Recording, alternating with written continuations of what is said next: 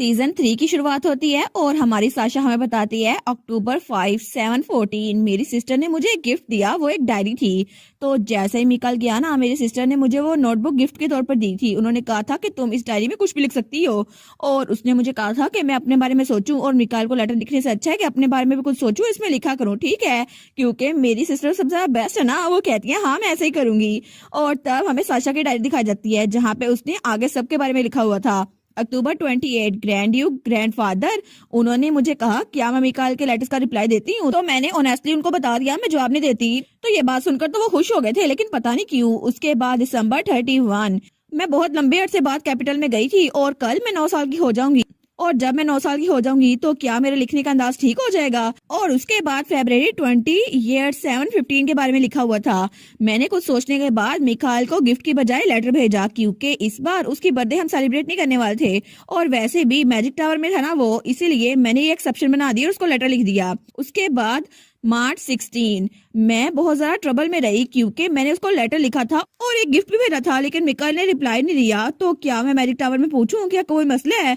और अप्रैल 2, बाद में उसको पता चला ये सारा कुछ मिकाल की गलती नहीं थी, ये टावर मास्टर की गलती थी, क्योंकि उसने वो लेटर मिकाल को दिया ही नहीं था और किसी और को दे दिया था। और उसके बाद मई 5, जब मेरी बहन वो 12 साल की हो गई, और इस तरह उसे इंडिपेंडेंस और फ्रीडम मिल गई, क्योंकि जैसे ही आप 12 साल की होते हैं ना, आपको इंडिपेंडेंस मिल जाती है। और मेरी सिस्टर, उनको तो फॉर्मल राइट्स मिल गए नाइटली गार्ड के, और मेरे पेरेंट्स ने उनको एक फॉरेस्ट भेज दिया अपनी ट्रेनिंग करने के लिए, और अगली बार मैं उनके साथ जाऊंगी। और उसके बाद उसने आगे लिखा था जून 14 7/15 पर्सी बीमार हो गया, और मैं उसके साथ ही रही, क्योंकि वो मेरे बगैर नहीं रहता ना, इसीलिए। और उसके बाद जुलाई 3, आज मेरी बर्थडे थी, लेकिन ग्रैंड ड्यूक उन्होंने मुझे सारी इंक दी कि मैं किसी को भी लेटर लिख सकती हूँ सिवाय मिकाइल के। और नवंबर 5, जब शार्लेट ने खुद एक लेटर मुझे लिखा, और वो बहुत ज्यादा क्यूट था। उसने लिखा था मैं अपने सिस्टर को मिस कर रही हूँ, और कितना अमेजिंग था ना कि मैं कुछ ही बार उसे मिली हूँ, लेकिन उसे मैं याद हूँ। और उसके बाद जुलाई 3 7/16, इस बार भी मेरी बर्थडे थी और सब लोग आए, हालांकि रैमियर भी आया था, लेकिन मिकाइल वो इस बार भी मेरी बर्थडे पे नहीं आया। और क्या मैं ही अजीब फील कर रही हूँ? और उसके बाद मार्च 28 7/17, मैं शार्लेट की बर्थडे को मनाना चाहती थी, लेकिन ग्रैंड ड्यूक अचानक से बीमार पड़ गए, तो मैं वहां जा नहीं पाई और ग्रैंड ड्यूक के पास रुकी, क्योंकि मिकाइल भी यहाँ पर नहीं था, तो मुझे उनके साथ रहना था। और उसके बाद सितंबर 7 बिग ब्रदर डैमियन, वो तो आज बहुत ज्यादा कूल दिख रहे थे। उन्होंने हार्वेस्ट लेजर में एरर निकाला और इन्होंने इतनी जल्दी ठीक कर दिया। और आगे लिखा था दिसंबर 31 7/17, कुछ ही महीनों में मैं 12 ईयर की हो जाऊंगी। तो क्या ये ठीक है कि मैं टाइम को ऐसे गुजारती रहूं, क्योंकि अभी तक मेरे पास कोई नोटिफिकेशन नहीं आई। और उसके बाद वहां लिखा था जुलाई 2, इस बर्थडे के बाद मैं कहीं भी आराम से जा सकती हूँ। तो क्या मुझे खुश होना चाहिए, क्योंकि मैं 12 साल की होने वाली हूँ? लेकिन तब अपनी डायरी बंद करती है, वो सोचती है अब मुझे सोचना चाहिए, क्योंकि कल का दिन तो बहुत ही ज्यादा स्पेशल है। और तब हमें अगला दिन दिखा रहता है, और उनकी अंडर ब्लैंक डची। तो तभी वहां पर कोई आता है, वो थे हमारी लाला। तो वो कहती है गुड मॉर्निंग। तो मेट कहती है ओ माय लेडी लाला, आप इतनी जल्दी उठ गई कि आपने ट्रेनिंग कंप्लीट कर ली? वो कहती है हाँ, आज मैंने जल्दी ट्रेनिंग कंप्लीट कर ली। और तब लोरेंटी अंडर ब्लैंक, वो 15 साल की थी और बहुत ज्यादा प्यारी लग रही थी। वो कहती है आज का दिन तो बहुत ही ज्यादा इंपॉर्टेंट है ना, इसीलिए। और दूसरी तरफ हमें हमारी हीरोइन का कमरा दिखा जाता है, जहाँ मेड उसको तैयार कर रही थी।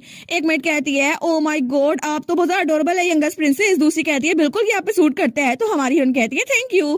तभी दरवाजे पे दस्तक होती है, और वहां पे हमारी लाला थी। वो कहती है क्या मैं अंदर आ सकती हूँ? तो मेड्स कहती है ऐसा लगता है ये सही टाइम पर आई हैं। वो कहती है लेडी लाला आप अंदर आ सकती हैं। तो दरवाजा खोलते हुए कहती है साशा गुड मॉर्निंग, क्या तुमने वो ड्रेस पहना जो मैंने पिक किया था? तो तब हमें हमारी साशा दिखाई जाती है, जो कि तब 12 साल की हो चुकी थी। वो कहती है हाँ बिल्कुल मैंने ये पहन लिया और बहुत ही ज्यादा प्यारी लग रही थी। और तब वो स्माइल करती है। तो तब उसकी बहन आती है, वो कहती है सच में तुम पे सूट कर रहा है, कितनी प्यारी लग रही है ना तुम मेरी प्यारी बहन। वो कहती है जी जी सिस्टर, आपने इसको पिक किया था इसीलिए। तो लाला कहती है सच में तुमने तो इतनी प्यारी बातें करना भी सीख ली है, तुम तो सच में बड़ी हो गई हो। तो हमारी उन कहती है मैं 12 साल की हो गई हूँ ना, आपको पता है। और वो सोचती है आज है जुलाई 3, मेरी 12वीं सालगिरह, और ऐसा लगता है कि मैं थोड़ी बड़ी हो चुकी हूँ। तो लाला कहती है ठीक है अभी इसका टाइम नहीं है, चलो भाई चलते हैं। वो सोचती है मुझे लगता है शायद मेरी जिंदगी खत्म होने में 8 साल रह गए हैं, क्योंकि ये मेरी किस्मत में है कि जब भी मैं 20 साल की होती हूँ ना, तो मैं मर जाती हूँ। और मुझे लगता है कि मेरी पिछली 99 लाइफ की तरह इस बार भी ऐसा ही होगा, लेकिन इस बार मैं बिल्कुल भी गिव अप नहीं करूंगी। और जो लोग मेरे करीब है ना, मैं हमेशा उनके साथ रहूंगी, और जो ख्वाहिशें मेरी पुरानी लाइफ में से पूरी होने वाली है ना, उनको पूरा करूंगी। तो तब वो सोचती है ठीक है, मुझे लगता है मेरी जिंदगी में थोड़ी सी उम्मीद है, क्योंकि चाहे थोड़ा सा टाइम बचा हो, लेकिन फिर भी मैं कुछ ना कुछ तो करूंगी ना, तो मुझे ना उम्मीद नहीं होना चाहिए। लेकिन तभी वो खिड़की से बाहर देखती है, वो कहती है क्या? तो लाला कहती है देखो ना गेस्ट आ भी गए हैं, है ना अच्छी बात। तो वो कहती है पहली बार इतने सारे लोग मेरी बर्थडे में आए हैं, क्या इन सबको इनवाइट किया गया है? तो वो कहती है हाँ बिल्कुल। तो हमारी फ्रेंड कहती है मैं तो बहुत सारे सरप्राइज हूँ, और वहां पे बहुत सारे लोग थे। वो सोचती है इतने सारे लोग हैं यहाँ पर, लेकिन तभी वहां पर हाई प्रीस्ट साइमन भी था। वो सोचती है साइमन भी यहाँ पर आया है, लेकिन इसका मतलब है सारा काम वो रेमियर पे छोड़ के आ गया होगा, बेचारा रेमियर। तो तब वो सोचती है मैंने मिकाइल को भी इनविटेशन भेजा हर साल की तरह, लेकिन पता नहीं साल वो आता है या फिर नहीं। तो लाला कहती है मुझे लगता है इस साल टावर मास्टर भी आने वाले हैं। तो हमारी उन कहती है टावर मास्टर? वो सोचती है अगर टावर मास्टर आ रहा है तो क्या पता इस बार मेरी बर्थडे पर मिकाइल भी आए, क्योंकि मैंने उसे इतने सालों से नहीं देखा। और तभी वहां पर कोई और आता है। वो कहता है लोरेंटिया ने कहा था ये ड्रेस उसने खुद चूज किया है, खुद अपने दिल से, और ये तुम पे बहुत ज्यादा क्यूट लग रहा है मेरी प्यारी एनास्तासिया। तो वो कहती है भाई, और वहां पे उसका बड़ा भाई था डेमियन एंडर ब्लैंक, जो कि 17 साल का था और बहुत ही ज्यादा हैंडसम हो गया था। वो सवाल करते हुए कहता है तुम तो बहुत ज्यादा प्यारी लग रही हो। वो कहती है आप भी बहुत ज्यादा हैंडसम लग रहे हैं भाई। वो कहता है लेकिन आज तो मेरी छोटी बहन की बर्थडे है ना, तो इसलिए मैं ड्रेसअप हुआ हूँ। तो तब उसकी तरफ हाथ बढ़ाता है और कहता है तो एनास्तासिया क्या तुम अपने बड़े भाई को मौका दोगी कि अपनी छोटी बहन को एस्कॉर्ट करके लेके जाए? तो वो कहती है हाँ हाँ बिल्कुल भाई। और तब वो लोग इकट्ठे वहां पर अंदर दाखिल होते हैं, और दोनों कितने प्यारे लग रहे थे ना। तो सब लोग उनको देखते हैं, सब लोग कहते हैं वाह सच में ये लोग तो बहुत ज्यादा खूबसूरत हैं। और तब हमारी हीरोइन, उसको थोड़ा सा अजीब लग रहा था। वो सोचती है पहली बार मेरी बर्थडे पे इतने सारे लोग जमा हुए हैं, लेकिन मुझे इसकी आदत नहीं है। तो तब डेमियन कहता है अगर तुम्हें थोड़ा भी अजीब लगे ना तो मैं तुम्हारे पास ही हूँ, ठीक है तुम मेरे पास आ सकती हो मेरी प्यारी बहन। वो कहती है नहीं नहीं इसको मैं बर्दाश्त कर लूंगी। वो कहता है सच में? वो कहती है अब तो मैं 12 साल की हो गई हूँ ना, लेकिन फिर भी। वो कहता है फिर भी क्या? वो कहती है अगर मुझे डर लगा ना तो मैं आपके पीछे छुप जाऊंगी, ठीक है क्या मैं ऐसा कर सकती हूँ? तो तब उसका भाई सवाल करते हुए कहता है ऑफ कोर्स तुम ऐसा कर सकती हो। लेकिन तभी हमारी हीरोइन वहां पर देखती है। वो सोचती है मॉम डैड मेरी बड़ी बहन ग्रैंडफादर और ग्रैंड ड्यूक सब लोग यहाँ पर हैं, और यहाँ पर तो शार्लेट भी आई है जो मेरी बर्थडे पर स्पेशली यहाँ पर आई है, और साइमन भी ऐसा लगता है होल स्टेट से फिर से भाग कर आ गया है, और इसके अलावा पियोनी भी यहाँ पर है। सब लोग यहाँ पर हैं सिवाय मिकाइल के। तो तब वो थोड़ी सी उदास हो गई थी। तो वो सोचती है इस बार तो टावर मास्टर भी आ गया है, लेकिन मिकाइल फिर नहीं आया। तो वो कहती है ऐसा लगता है इस बार वो फिर से नहीं आने वाला। तो डेमियन उसको देखता है। वो सोचता है सच में मेरी छोटी बहन को उसके बर्थडे पे अपसेट करने की उसकी हिम्मत कैसे हुई? बस एक बार तो मुझे मिल तो जाओ मिकाइल लिवांटेस, मैं तुम्हें छोड़ूंगा नहीं। तो उसको तो बड़ा गुस्सा आ रहा था मिकाइल पे, लेकिन हमारी सोचती है आखिर भाई को गुस्सा क्यों आ रहा है। तो तभी वहां पर कोई कहता है लेडी साशा। तो हमारी वहां पर देखती है। वो सोचती है ये आवाज ये तो रेमियर की है ना। तो वहां पे रेमियर था। वो कहता है आप कैसी हैं? तो पीछे ही हाई प्रीस्ट भी था। वो कहता है सेंटस। तो तब हमारी उसके पास आती है। वो कहती है तुम यहाँ पर कैसे पहुंचे? मुझे लगा साइमन तुम पे सारा काम डाल के खुद यहाँ पर आ गया होगा। वो कहता है मैंने आपको बहुत ज्यादा मिस किया लेडी साशा, और मैंने सारा काम जल्दी खत्म कर लिया। वो कहती है तुम तो बड़ा अच्छा काम कर रहे हो, और तुम तो मुझसे बड़े हो गए हो, हालांकि हम लोग सेम एज के ही हैं। वो कहता है आजकल तो मैं बहुत ज्यादा एक्सरसाइज भी कर रहा हूँ ना, शायद इसी वजह से, और वैसे भी हम लोग बड़े हो रहे हैं ना, तो शायद इसीलिए हमारा कद बढ़ रहा है। तो वो कहती है अच्छा रेमियर इतनी जल्दी बड़े ना हो जाना, ठीक है कोई ओल्ड मैन ना बन जाना जो तुम्हारे पीछे खड़ा है। वो कहता है ऑफ कोर्स आप मेरी दोस्त है ना, और मैं उस अजीब आदमी की तरह नहीं बनूंगा। तो पीछे हाई प्रीस्ट कहता है क्या अजीब? आप लोग को मैं अजीब लगता हूँ? वो तो नीचे बैठ गया था। वो कहता है मैं इतनी दूर से होली स्टेट से आपकी बर्थडे के लिए यहाँ पर आया हूँ, आपको मैं अजीब लगता हूँ? लेकिन वो तो नौटंकी करने लग गया था। तो हमारी उन कहती है ठीक है थैंक यू यहाँ आने के लिए। वो कहता है सेंटर्स मुझे तो बड़ी खुशी हुई आपने मुझे ये कहा है। तो वो कहता है एज एक्सपेक्टेड सिर्फ सेंटर्स मुझे पहचान सकती हैं, सेंटर्स तो सच में बहुत अच्छी हैं। और इस तरह हाई प्रीस्ट पूरे 10 मिनट तक हमारी हीरोइन के पास रहा था। तो हमारी हीरोइन वो तो उसको बर्दाश्त करी थी, लेकिन उसके बाद उसने सबको ग्रीट किया जो उसको हैप्पी बर्थडे कहने के लिए आए थे। तो हमारी साशा कहती है बहुत दिनों बाद मिले मेरी प्यारी बहन, तुम कैसी हो? तो वो कहती है मैं तो बिल्कुल ठीक हूँ, और अब तो मुझे गेट सिकनेस भी नहीं होती, और ये आपकी बर्थडे के लिए मैं यहाँ पर आई हूँ बिग सिस्टर। और हमारे यहाँ सोचती है क्यूट लिटिल शार्लेट कितनी जल्दी बड़ी हो गई है ना। और तब उसके बाद उसकी सिस्टर के नए दोस्तों की बारी थी। तो तब उनमें से एक कहता है happy 12th birthday lady Anastasia. दूसरा कहता है जी बिल्कुल आप प्रिंसेस एनास्तासिया है ना, आप प्रिंसेस लोरेंटिया की छोटी बहन है, तो मैं आपको कंग्रेचुलेशन कहता हूँ। तो हमारी सोचती है सच में ये लोग मेरी सिस्टर के साथ ट्रेन करते हैं, लेकिन इनकी पर्सनालिटीज कितनी अलग है ना। तो रेमंड बैठ था जो वहां पर था। वो कहता है मुझे तो बहुत ज्यादा मजा आया जब पिछली बार मैं यहाँ पर आया था, और लेडी लोरेंटिया ने मुझे यहाँ पर बुलाया था, और सच में मुझे बहुत ज्यादा मजा आया था। तो दूसरा कहता है जी बिल्कुल आप भी हमारे घर आइएगा, और लेडी लोरेंटिया वो भी इंजॉय करेंगी, और वो था लिवियल हेपाटो। तो पहला कहता है लॉर्ड लिवियल आपकी टोन थोड़ी रूड हो रही है। दूसरा कहता है तो उनके सामने ये सब कुछ कहने की जरूरत ही क्या है तुम्हें? तो तभी लोरेंटिया वहां पर आती है। वो कहती है तुम दोनों अब फिर से लड़ना ना शुरू कर देना, मेरी बहन की बर्थडे है और लड़ने लगे ना तो मैं तुम लोग को बहुत मारूंगी। वो कहते हैं नहीं हम लड़ नहीं रहे थे। तो हमारी हीरोइन की बहन कहती है अच्छा तो तुम लोग को डांट खानी है, और वो तो उन लोग को डांटना शुरू हो गई थी। लेकिन हमारी सोचती है सीरियसली आखिर मेरी बर्थडे वाले दिन कौन लड़ेगा? आखिर ये लोग मेरी बड़ी बहन को इतना स्ट्रेस क्यों देते रहते हैं? लेकिन उसके बाद उसने सबको ग्रीट किया और आखिर में रैमर के साथ डांस किया था और फाइनली उसके गिफ्ट ओपन करने का टाइम हो गया था। वो सोचती है 12 साल के होते ही एक फैमिली का फुल मेंबर बन जाते हैं और सबके पास एक्स्ट्रा स्पेशल गिफ्ट होते हैं, तो पता नहीं मुझे क्या मिला होगा। तो जब वो गिफ्ट खोलती है ना तो उसके भाई और बहन ने उसको एक कॉटेज गिफ्ट की थी और उसमें तो स्पेशल रिसेप्शन रूम भी था। तो उसकी बहन कहती है ये बहुत ज्यादा प्रिटी हाउस है जो कि फॉरेस्ट में है, मैंने स्पेशली तुम्हारे लिए अरेंज करवाया है। तो उसका भाई भी कहता है आई होप तुम्हें ये पसंद आए साशा। तो उसके बाद ग्रैंडफादर उसने उसे एक क्यूट सा जनरल स्टोर खोल के दिया था। वो सोचती है एक स्टेशनरी शॉप का मैं क्या करूं, लेकिन उसके बाद रैमियर उसने उसके एक नेकलेस दिया था जिसमें डिवाइन पावर्स थी। वो कहता है ये कुछ ज्यादा नहीं है लेकिन मैंने खुद अपने हाथों से बनाया है लेडी साशा। और उसके बाद साइमन उसने सारी सेंटर्स की रिस्पॉन्सिबिलिटीज उसको दे दी थी। वो सोचती है सच में सारा काम मुझ पर डाल के खुद फरार होना चाहता है, लेकिन आखिर में सिर्फ गिफ्ट बचा था उसकी मॉम और डैड का। तो वो सोचती है मे भी मुझे अपनी सिस्टर की तरह कोई बिग फॉरेस्ट मिले तो मुझे बड़ा मजा आएगा ना, मैं पर्सी के साथ वहां जाकर खेलूंगी। तो तब उसके मॉम और डैड कहते हैं हमारी छोटी बेटी मम्मी और डैडी ने बहुत बहुत बहुत ज्यादा सोचा। तो उसकी मॉम भी कहती है नस्तासिया हमें उम्मीद है तुम खुश हो जाओगी। वो सोचती है मुझे इतना अजीब क्यों लग रहा है, कहीं इन्होंने कुछ अजीब सा तो नहीं दिया मुझे। तो तब उसके मॉम और डैड कहते हैं तुम्हारी 12th बर्थडे के लिए हमने डिसाइड किया है हमारी सबसे ज्यादा छोटी बेटी को हम लोग फर्स्ट डची और मैनेजमेंट के राइट्स दे रहे हैं। तो हमारी बहन कहती है क्या किस चीज के राइट्स? वो कहते हैं हम पूरी की पूरी डची तुम्हारे हवाले कर रहे हैं। तो हमारी बहन कहती है क्या आखिर 12 साल की बच्ची को डची के राइट कौन देता है, और इन्होंने पूरा का पूरा घर मेरे नाम कर दिया, आखिर ये ऐसा कैसे कर सकते हैं? तो वहां पर जो मेहमान आए थे वो बातें करने लग जाते हैं सच में इन्होंने अपनी सबसे ज्यादा छोटी बेटी को ड्यूकल हाउस दे दिया, लेकिन आखिर उन्होंने अपने बेटे को ये क्यों नहीं दिया, वो तो लिटिल ड्यूक है ना। लेकिन मुझे पता है कि ये हाफ अबंडन है, फिर भी ये इंपॉर्टेंट जगह है, इसको प्लेग्राउंड की तरह यूज नहीं कर सकते और इसका इंफ्रास्ट्रक्चर वो तो बहुत ज्यादा यूनिक है। तो हमारी सोचती है लगता है सबने ये बात सुन ली है, लेकिन मैंने ये बात पहली बार सुनी है और मुझे लगता है कि मैं इसको संभाल नहीं पाऊंगी। और तब साशा हमें बताती है असल में जिस घर में वो रह रहे हैं ना वो सेकंड हाउस है और फर्स्ट हाउस वो तो उससे भी ज्यादा बड़ा है और करंटली उसकी मदर उसको संभाल रही है और ये दोनों डिफरेंट जगह है। लेकिन तब वो कहती है मोम और डैड ये बहुत बड़ा काम है, मैं मैनेज नहीं कर सकूंगी। तो ड्यूक एंड ब्लैक कहता है लेकिन पिछली बार मैंने सुना था जब तुम तीनों बहन भाई वहां पर गए थे ना तो तुम्हें वो जगह बहुत ज्यादा पसंद आई थी। तो हमारी सोचती है वो तो बस मुझे कैसा अच्छा लगा था ना, लेकिन आखिर इन्होंने इस बात का अंदाजा कैसे लगा लिया मुझे वो जगह पसंद है। वो सोचती है अब मुझे ये मत कहना कि डैड को बुरा लग जाएगा अगर अगर मैंने उनको ना बुलाया। तो उसका फादर कहता है इसीलिए हमने ये सारे के सारे राइट्स हमारी सबसे छोटी बेटी को दे दिए हैं और अगर तुम डैडी को इनवाइट करोगी ना तो बहुत ज्यादा अच्छा होगा, है ना। तो उसकी मॉम भी कहती है फिक्र ना करो बेटा, हम तुम्हारे सारे काम खुद ही संभाल लेंगे और सारा का सारा काम हम खुद संभालेंगे, बस वो जगह तुम्हारे नाम हो गई है। और एनास्तासिया तुम हमें इनवाइट करोगी ना। तो वो सोचती है अब मैं क्या करूं, आखिर हेड मैनेजर का टाइटल मुझे क्यों दे दिया है और वो कैसा उसका मैं क्या ही करूंगी। लेकिन तब थोड़ी देर बाद शाम हो चुकी थी और सब मेहमानों के जाने के बाद फाइनली वो फ्री थी। तो तब वो बालकनी में खड़ी थी।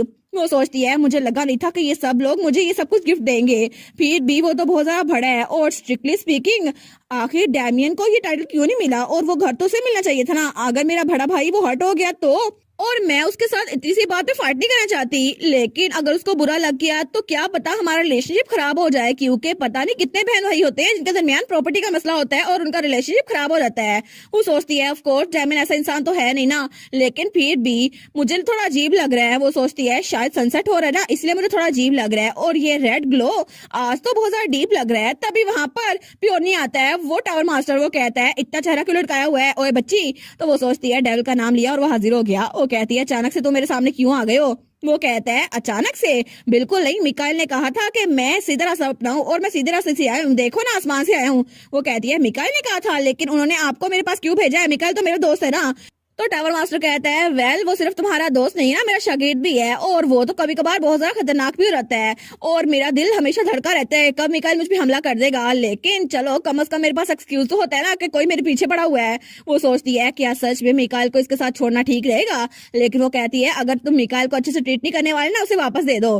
तो तब हंसते हुए कहता है सच में लिटिल प्रिंसेस तुम्हें सच में लगता है कि मिकाइल लिवेंटस तुम्हारे साथ बिलोंग करता है। वो सोचती है क्या अभी अचानक से ये इंसानों वाली बातें करने लग गया है। वो कहता है तुमने कहा उसे तुम्हें वापस दे दूं, लेकिन वो मेरा बहुत ज्यादा प्रीशियस डिसाइबल है तो मैं उसको तुम्हें वापस नहीं दे सकता क्योंकि उसके होते हुए मुझे काम नहीं करना पड़ता। वो सोचती है सीरियसली ये टावर मास्टर और हाई प्रीस्ट दोनों एक जैसे हैं, लेकिन तब उसे एक गिफ्ट देता है। वो कहता है उपसी मैं भूल ही गया था, मिकाइल ने तुम्हारे लिए भेजा है। वो कहती है क्या।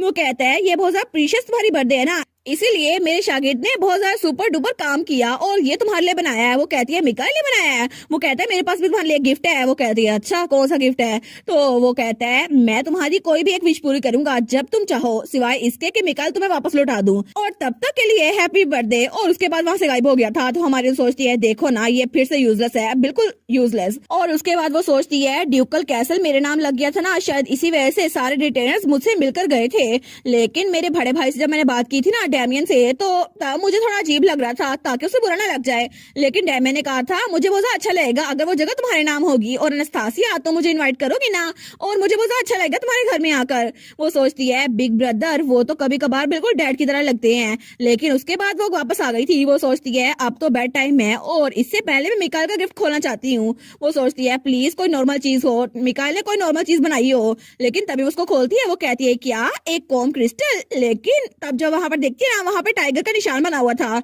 वो सोचती है ये तो बिल्कुल पर्सी की तरह है, लेकिन लगता है मिकाइल ने खुद बनाया अपने हाथों से। वो सोचती है मे भी इसमें कुछ हो। तो तभी वहां पर बटन प्रेस करती है, लेकिन तभी बिल्कुल खामोशी थी। वो सोचती है ये काम नहीं कर रहा, मुझे लगता है शायद बहुत ज्यादा देर हो गई ना इसीलिए। लेकिन तभी उस क्रिस्टल में आवाज आती है मैंने तुम्हें कहा था ना कि ऐसे ही इसको ना बजाया करो, तुम डैम मास्टर। वो सोचती है क्या ये टावर मास्टर की बात कर रहा है, लेकिन इसकी आवाज तो बहुत ज्यादा डीपर लग रही है, ये तो बड़ा हो गया है। वो कहता है मैंने कहा ना मेरे साथ प्रैंक ना किया करो। तो हमारी हीरोइन कहती है मिकाइल।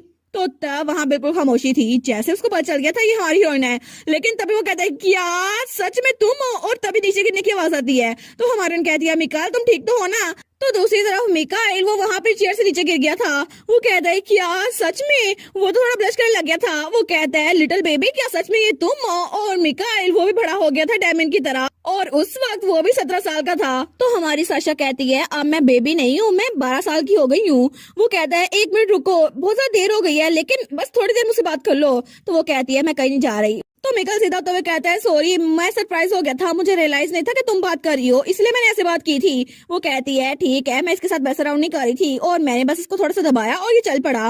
वो कहता है अच्छा मुझे लगा टावर मास्टर मेरे साथ प्रैंक कर रहा है, लेकिन सच में लिटिल बेबी नहीं, मेरा मतलब है अनस्तासिया, तुम कैसी हो? तो वो कहती है हम मिकाइल। वो कहता है हाँ क्या हुआ? तो हमारी बहन कहती है सॉरी कहने के बजाय तुम वो क्यों कह देते जो मैं सुनना चाहती हूँ। तो तब मिकाइल वो थोड़ा सा ब्लश कर रहा था। वो कहता है ठीक है हैप्पी बर्थडे अनस्तासिया। तो अनस्तासिया स्माइल करती है। वो सोचती है हाँ बिल्कुल मैं यही सुनना चाहती थी। वो कहती है थैंक यू मिकाइल। हमें सुबह का वक्त दिखा जाता है और हमारी साशा वो सो के उठती है। वो सोचती है ये पहली बार है जब मैं इतनी देर तक सोती रही हूँ, और पहले तो जब मैं बीमार होती था सिर्फ तब तक मैं इतना सोती थी, लेकिन मैं कल पूरी रात मिकाइल से बात करती रही। वो सोचती है ऑफ कोर्स मिकाइल ने कहा था कि मैं जाकर सो सकती हूँ, लेकिन मैं 4 सालों बाद उससे बात करी थी इसलिए टाइम इतना गुजर गया। और तब उस कम्युनिकेशन डिवाइस की तरफ देखती है।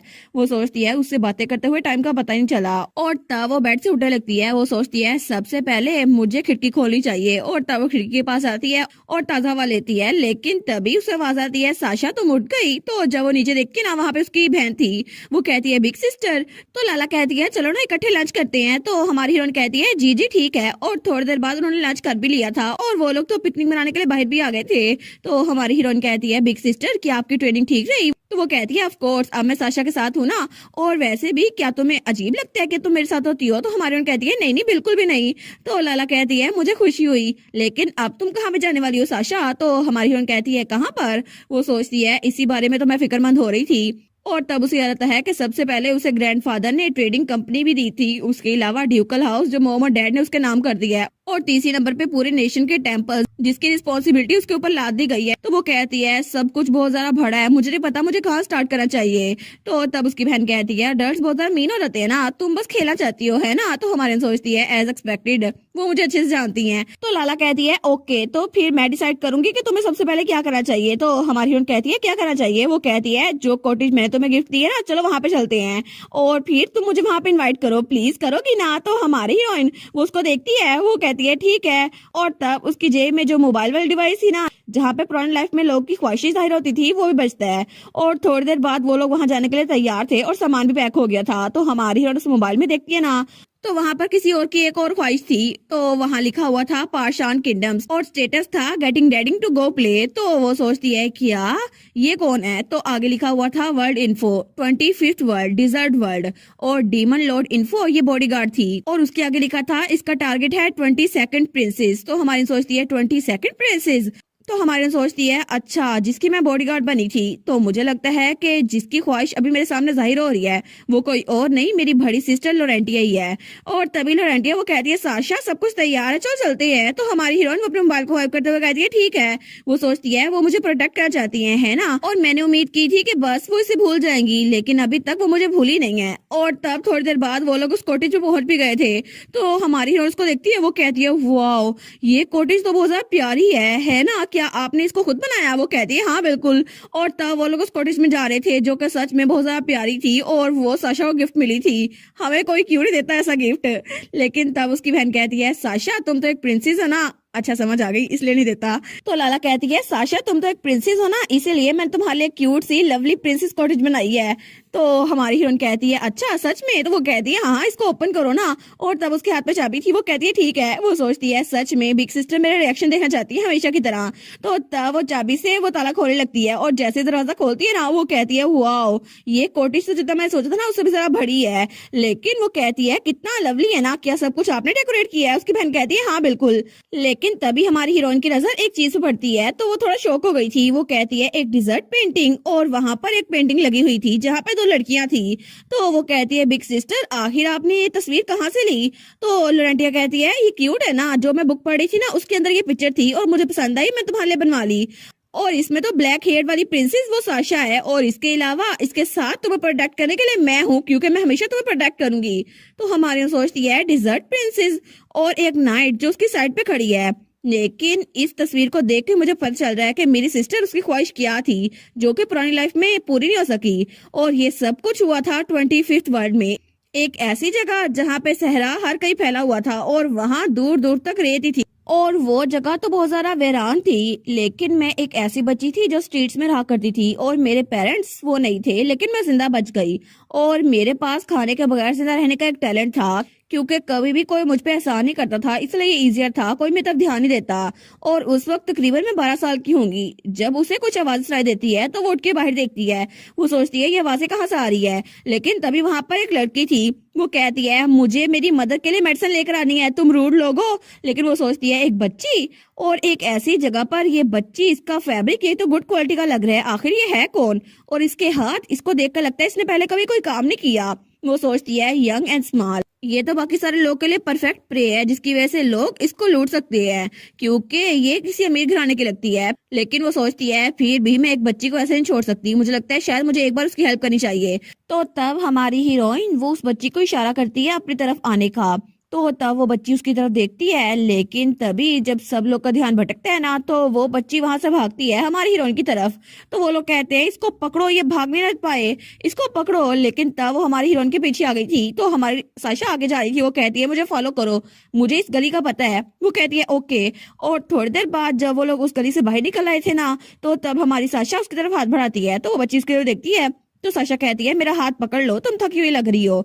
तो वो बच्ची उसकी तरफ देखती है कि मुझे इसका हाथ पकड़ना चाहिए या फिर नहीं। लेकिन तब उसने हमारी साशा का हाथ पकड़ लिया था, और दोनों के हाथों का फर्क साफ पता चल रहा था, क्योंकि वो बच्ची एक प्रिंसेस थी और हमारी साशा वो उस वक्त सिर्फ गली की एक बच्ची थी। और इस तरह वो बताती है मैं 22nd प्रिंसेस से मिली, लेकिन प्रेजेंट में वो अपनी बहन के साथ खेल रही थी। वो सोचती है मैंने बहुत ज्यादा एंजॉय किया अपनी सिस्टर के साथ खेलते हुए, और उसके बाद हम लोगों ने नैप भी ली और बहुत ज्यादा मजा आया। और एक दिन तो हम लोग क्वार्टर्स के पास ही कैंप सेट करके गए और हमने फायर भी जलाई। और इस तरह मेरी ये शॉर्ट ब्रेक, इसमें ज्यादातर टाइम ऐसे ही गुजर गया। तो ये सारा कुछ वो मिकल को बता रही थी उस कम्युनिकेशन डिवाइस के जरिए। वो कहता है अच्छा तो सिर्फ तुम दोनों खेल रहे हो है ना, लोरेंटिया और तुम? तो साशा कहती है हाँ हाँ बिल्कुल, उन्होंने मुझे कहा था कि मैं जितना चाहूँ उतना मजा कर सकती हूँ, क्योंकि वैसे भी बाकी काम शुरू हो जाएंगे। तो मिकल कहता है हाँ हाँ बिल्कुल, क्योंकि नेक्स्ट फेस्टिवल में लोरेंटिया और डेमियन तो बहुत ज्यादा बिजी होने वाले हैं। तो तब वो कहती है बिग ब्रदर तो पहले ही बहुत ज्यादा बिजी हैं, वो तो आना चाहते थे लेकिन आ नहीं सके थे, उन्होंने कहा था सॉरी, लेकिन तुम लोग मेरे हिस्से का भी एंजॉय कर लेना ठीक है। तो तब वो कहता है डेमियन वो तो लिटिल ड्यूक बनने वाले ना आफ्टर ऑल। लेकिन तभी हमारी साशा वो कहती है मिकाइल क्या मैं तुमसे किसी बारे में बात कर सकती हूँ? तो मिकाइल कहता है हाँ हाँ मुझे बहुत ज्यादा अच्छा लगेगा। तो वो कहती है मैं तो बस, और तब उसको बता देती है कि उसे इस बात की टेंशन हो रही है कि उसके पेरेंट्स ने ड्यूकल हाउस उसके नाम कर दिया, उसके भाई के नाम नहीं किया, और शायद उसका भाई उससे नाराज हो जाएगा। तो मिकाइल कहता है अच्छा तुम फिक्रमंद हो रही हो, क्योंकि ड्यूकल कैसल वो डेमियन को नहीं मिला, तुम्हें मिला है। तो वो कहती है हाँ हाँ बिल्कुल। तो मिकाइल कहता है लेकिन डैमन इस तरह का इंसान लगता तो नहीं जो इतनी सी बात पे गुस्सा कर ले। वो कहती है लेकिन तुम्हें क्या पता कभी हमारी लड़ाई हो गई तो मिकाइल कहता है अच्छा तो तुम इस बारे में लॉरेंटिया से बात क्यों नहीं कर लेती। तो हमारी कहती है कि सिस्टर से बात करूं। वो कहते हैं हाँ बिल्कुल लॉरेंटिया इस बारे में तुम्हें मुझसे भी जरा अच्छे से समझा सकती है। तो हमारी सोचती है सच में। वो कहती है ठीक है मैं ऐसे ही करूंगी मिकाइल। और तब उसने कॉल बंद कर दी थी। तो मिकाइल वहीं पे बैठा था। वो सोचता है सच में इतनी जल्दी गिव अप करने वाली है, कितना डिसअपॉइंटिंग है ना। मे भी मुझे लगता है कि मुझे इसको लॉरेंटिया के पास नहीं भेजा चाहिए था, मुझे इससे बात करनी चाहिए थी। और थोड़ी देर बाद हमारी हीरोइन वो अपनी बहन के कमरे में आती है। वो कहती है बिग सिस्टर आप यहाँ पर हैं। तो लाला वहीं पर थी। वो कहती है साशा क्या हुआ, क्या तुम्हें नींद नहीं आ रही। तो हमारी कहती है नहीं बस मुझे थोड़ी सी टेंशन हो रही है, क्या आप मेरी बात सुनेंगी। तो वो कहती है हाँ हाँ बिल्कुल इधर आके बैठो ना साशा, मैं तुम्हारी बात सुनूंगी। और तब हमारी हीरोइन उसके बेड पे जाके बैठ जाती है। तो लाला कहती है क्या हुआ तुम्हें। वो कहती है वेल आपको पता है ना मॉम और डैड ने मुझे मेरी बर्थडे के लिए जो गिफ्ट दिया था उन्होंने मुझे ड्यूकल कैसल दे दिया है, लेकिन मुझे इस बात का डर है कि इस वजह से डैमियन अपसेट ना हो जाए। और बुक्स में तो ऐसी बात पर बहन भाई लड़ने लग जाते हैं, अगर वो मुझसे लड़ने लग गया तो उसकी बहन कहती है डैमियन ऐसा है तो बिल्कुल भी नहीं, वो ऐसा कभी नहीं करेगा। वो कहती है लेकिन फिर भी। तो वो कहती है अगर ऐसा कुछ हुआ भी नहीं तो हम उससे लड़ाई करेंगे और क्या। वो कहती है लेकिन फाइटिंग तो बुरी होती है ना। वो सोचती है ये तो ब्लडी भी हो सकती है, मैं कभी भी अपने भाई के साथ ऐसे लड़ना नहीं चाहती। तो लाला उसके सर पे हाथ रखते हुए कहती है कोई बात नहीं, मॉम ने कहा था फाइटिंग अलाउड है। और वैसे भी रेमंड ने कहा था कि बहन भाई आपस में ऐसी बातों पे लड़ते रहते हैं, लेकिन जब हमें कोई चीज सही होती है ना तो हम तीनों बहन भाइयों में कभी लड़ाई नहीं हुई और इसी वजह से मुझे किसी बात की टेंशन नहीं है। और तुम्हें पता है ना डैमियन हमारा बड़ा भाई है, और अगर तुम उससे कहोगी कि तुम्हें ड्यूक बनना है तो वो कहेगा हाँ हाँ तुम बन जाओ। वो कहती है हाँ मुझे भी ऐसा लगता है लेकिन मैं ऐसा कुछ प्लान नहीं कर रही। तो तब लाला वहां लेटते हुए कहती है वैसे भी मैं नाइट कमांडर बनने वाली हूँ तो मुझे इस बात की कोई टेंशन नहीं है और मैं चाहती हूँ कि तुम हमेशा एक प्रिंसेस बन के रहो। तो हमारी कहती है एक प्रिंसेस। वो कहती है हाँ बिल्कुल, लेकिन अगर तुम्हें कभी नाइट कमांडर बनना हो ना तो मैं उसके लिए मुझसे लड़ाई करनी पड़ेगी, लेकिन अगर ऐसा हुआ भी ना फिर भी मैं तुम्हें पसंद करती रहूंगी साशा, बहुत बहुत बहुत ज्यादा। तो साशा उसके साथ देखती है। वो कहती है सच में सिस्टर। और तब वो भी वहां पर लेट गई थी। वो कहती है क्या आप फिर भी मुझे पसंद करेंगी। वो कहती है बिल्कुल तुम फिक्र ना करो क्योंकि तुम मेरी बहन हो ना, और ये सारी चीजें ये तो छोटी मोटी चीजें हैं। तो हमारी साशा वो कहती है ओके। तो हमारी हम सोचती है चाहे कुछ भी हो जाए हालात जैसे मर्जी हो मेरी सिस्टर हमेशा ब्राइट और चेयरफुल रहती है। और 22nd प्रिंसेस वो भी बिल्कुल ऐसी थी। और वो तो तब बहुत ज्यादा रोई थी जब उसकी मॉम गुजर गई, और वो तो पूरा एक हफ्ते तक रोती रही थी, लेकिन फिर एक हफ्ते बाद उसने अपने आंसू ऐसे पहुंचे जैसे कभी कुछ हुआ ही नहीं था। और तब वो मेरे पास आई थी मुझे ढूंढते हुए। उसने मुझसे कहा था प्लीज मुझे प्रोटेक्ट करो ताकि मैं जिंदा रह सकूं। और तब मुझे उसी वक्त मना कर देना चाहिए था, लेकिन मैं मना कर नहीं पाई। और तभी मैंने उसकी आंखों की तरफ देखा और उसकी आईज में कुछ ऐसा था जैसे वो जीना चाहती है, और इसी वजह से मैं उसकी बात उसे मना नहीं कर पाई। और मैंने उसे कहा कि मैं तुम्हें ज्यादा देर तक प्रोटेक्ट नहीं कर पाऊंगी, लेकिन इसी तरह उस दिन मैं 22nd प्रिंसेस की बॉडीगार्ड बन गई। और तब हमारी हीरोइन हमें बताती है वो 5 साल जो मैंने 22nd प्रिंसेस के बॉडीगार्ड बन के गुजारे थे ना वो बिल्कुल भी बुरे नहीं थे। वो एक क्राई बेबी थी और बहुत ज्यादा कंप्लेन करती थी, लेकिन वो प्रिंसेस वो मुझसे 3 साल छोटी थी और इसी वजह से मेरे साथ बहुत ज्यादा क्लोज थी। कभी कभार तो वो छोटी छोटी बातों पे चिढ़ जाया करती थी, लेकिन फिर भी इतने डिफिकल्ट हालात में भी ना वो बड़े प्यार से परवान चढ़ी थी और इसी वजह से मुझे बहुत ज्यादा क्यूट लगती थी। और अगर मैं अपने दिल की बात सुन लेती और ज्यादा देर तक उसके साथ रह पाती तो शायद कितना अच्छा होता ना। अगर मैं उसे बड़ा होता हुआ देख पाती और वो एक अडल्ट बनती तो कितना अच्छा होता। लेकिन तभी प्रेजेंट में वो अपनी बहन को देखती है जो सो चुकी थी। वो सोचती है अगर मैंने अपनी बहन की ख्वाहिश पूरी कर दी तो क्या मैं एंडिंग देख पाऊंगी, क्या मैं देख पाऊंगी कि मेरे मरने के बाद क्या हुआ था और वो कैसे अडल्ट बनी थी। तो पता नहीं शायद उसकी मेमोरीज कैसी होंगी, लेकिन तब उसकी बहन आराम सोई हुई थी। वो सोचती है लेकिन क्या मुझे इनकी ख्वाहिश को पूरा कर देना चाहिए। और तब कुछ दिनों बाद उसके सामने फिर से वो मोबाइल वाली डिवाइस थी। वो सोचती है ये तो अभी तक पूरी नहीं हुई और अभी भी यहाँ आए हुए 10 दिन हो गए हैं, लेकिन मेरी सिस्टर की ख्वाहिश अभी तक पूरी नहीं हो पाई। वो सोचती है सिर्फ 3-4 दिन बचे हैं वेकेशन खत्म होने में, लेकिन क्या तब तक मैं इस मसले को हल कर दूंगी।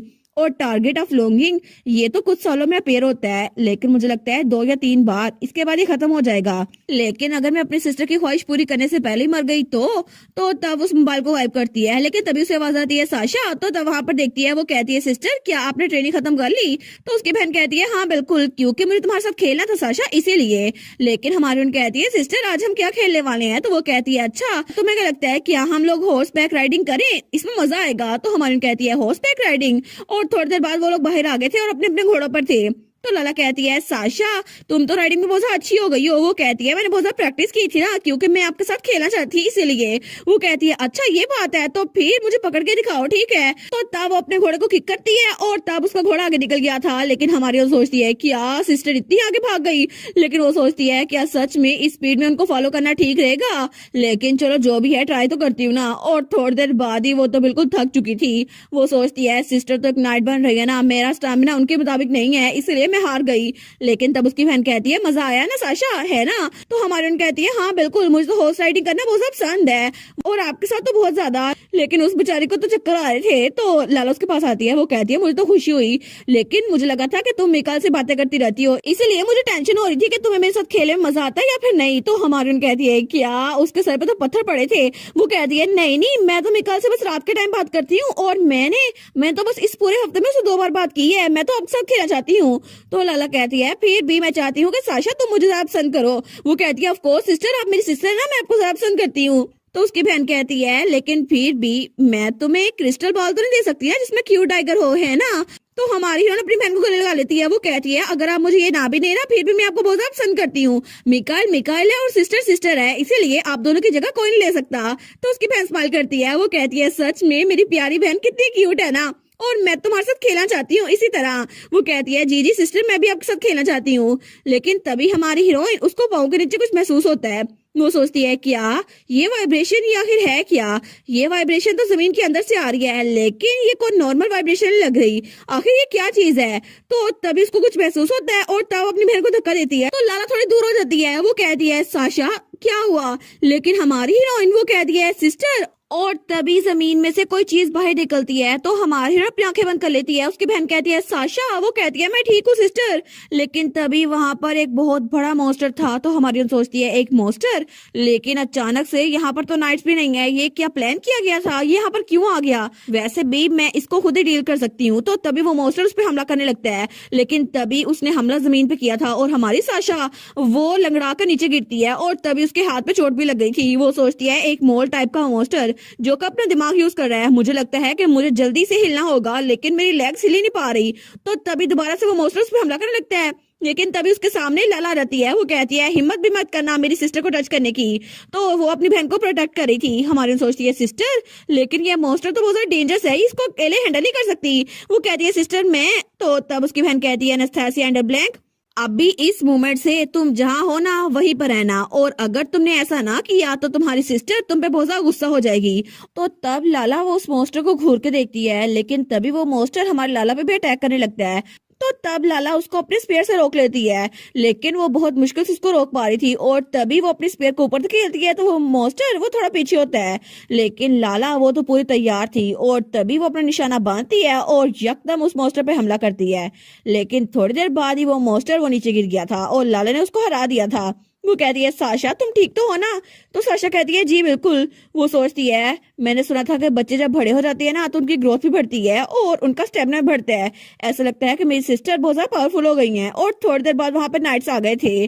तो तब लाला साशा के पास आती है। वो कहती है तुम ठीक तो हो ना, तुम्हें चोट तो नहीं लगी। वो कहती है छोटी मोटी चोट है, कुछ ज्यादा नहीं है। लेकिन उसकी बहन कहती है ये थोड़ी सी चोट नहीं है, तुम्हें दर्द तो हो रहा है ना। तो हमारी हीरोइन उसकी तरफ देखती है। वो कहती है हाँ थोड़ा बहुत तो हो रहा है। तो तब उसकी बहन लाला वो मेडिसिन निकालने लगती है। वो कहती है चाहे थोड़ा सा ही क्यों ना हो, लेकिन तुम मेरी छोटी बहन हो और हम सब में सबसे ज्यादा छोटी हो। तुम तो हमेशा बहुत ज्यादा अमेजिंग रही हो, लेकिन हमेशा जब भी खतरा आता है ना तुम हमेशा दूसरों की हेल्प करना चाहती हो। लेकिन अगर तुम मेरे साथ होगी ना और तुम मेरे साथ स्पॉइल्ड लिटिल सिस्टर बन के रहोगी, फिर भी मैं चाहती हूँ कि तुम रिलैक्स करती रहो। तो हमारी कहती है सिस्टर, और तब उसके मेडिसिन लगा रही थी।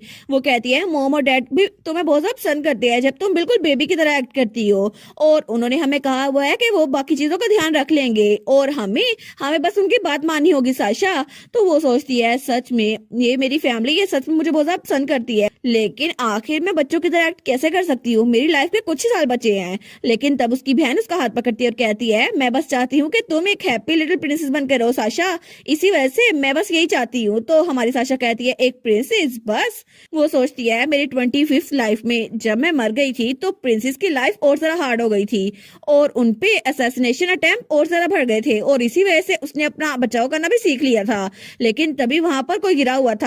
तो प्रिंसेस वो नीचे गिरती है। वो कहती है क्यों, आखिर तुम्हारे मरने के बाद भी मैं क्यों जी रही हूँ। तुमने मुझ पे प्रोटेक्शन स्पेल यूज किया था, लेकिन तुमने इतना हाई लेवल मैजिक मुझ पे यूज किया, इससे अच्छा तुम अपने आप को प्रोटेक्ट कर लेती। और मेरे प्रोटेक्टिव स्पेल की वजह से वो बहुत बार बच गई, लेकिन इसी वजह से उसने तलवार को और तेज से थाम लिया और वो अपनी जिंदगी के लिए लड़ती रही। और फाइनली कुछ सालों बाद जब वो बिल्कुल बड़ी हो गई तो तब उसके हाथ में तलवार पकड़ी थी। वो कहती है मेरी वजह से, सिर्फ मेरी वजह से, क्योंकि मैं कमजोर थी तो मैं मरना पड़ा, लेकिन अगर तुम उस वक्त ना मरती तो इस वक्त तुम यहाँ बैठ के मुझे देख रही होती। और तब वो अपनी तलवार पे अपनी ग्रिप और तेज कर लेती है। वो कहती है तुमने मुझे कहा था कि मुझे जीना होगा, तो इसीलिए मैं जिंदा रहूंगी और मैं यहाँ खड़ी होकर तमाशा नहीं देख सकती। और तब वो आगे बढ़ी थी और उसके आगे बढ़ने के कदमों के साथ साथ वहाँ खून के निशानात थे, क्योंकि वो प्रिंसेस जो सबसे ज्यादा छोटी थी और 22nd प्रिंसेस थी, उसने सक्सेशन की जंग में अपने आप को शामिल कर लिया और उसने अपने सारे भाइयों को हरा दिया। और इस तरह वो बैंक्वेट हॉल में बिल्कुल एक क्वीन की तरफ गई और तब वहां पे सुल्तान बैठा था। वो कहता है अच्छा तो तुम मेरी सक्सेसर हो। तो तब उस प्रिंसेस को तो बड़ा गुस्सा आता है, वो उसको मारते हुए कहती है सक्सेसर, लेकिन तब उसने सुल्तान को भी ठिकाने लगा दिया था, क्योंकि वो अपने बच्चों को लड़ाई करता हुआ देख रहा था, लेकिन उसने कुछ नहीं किया था।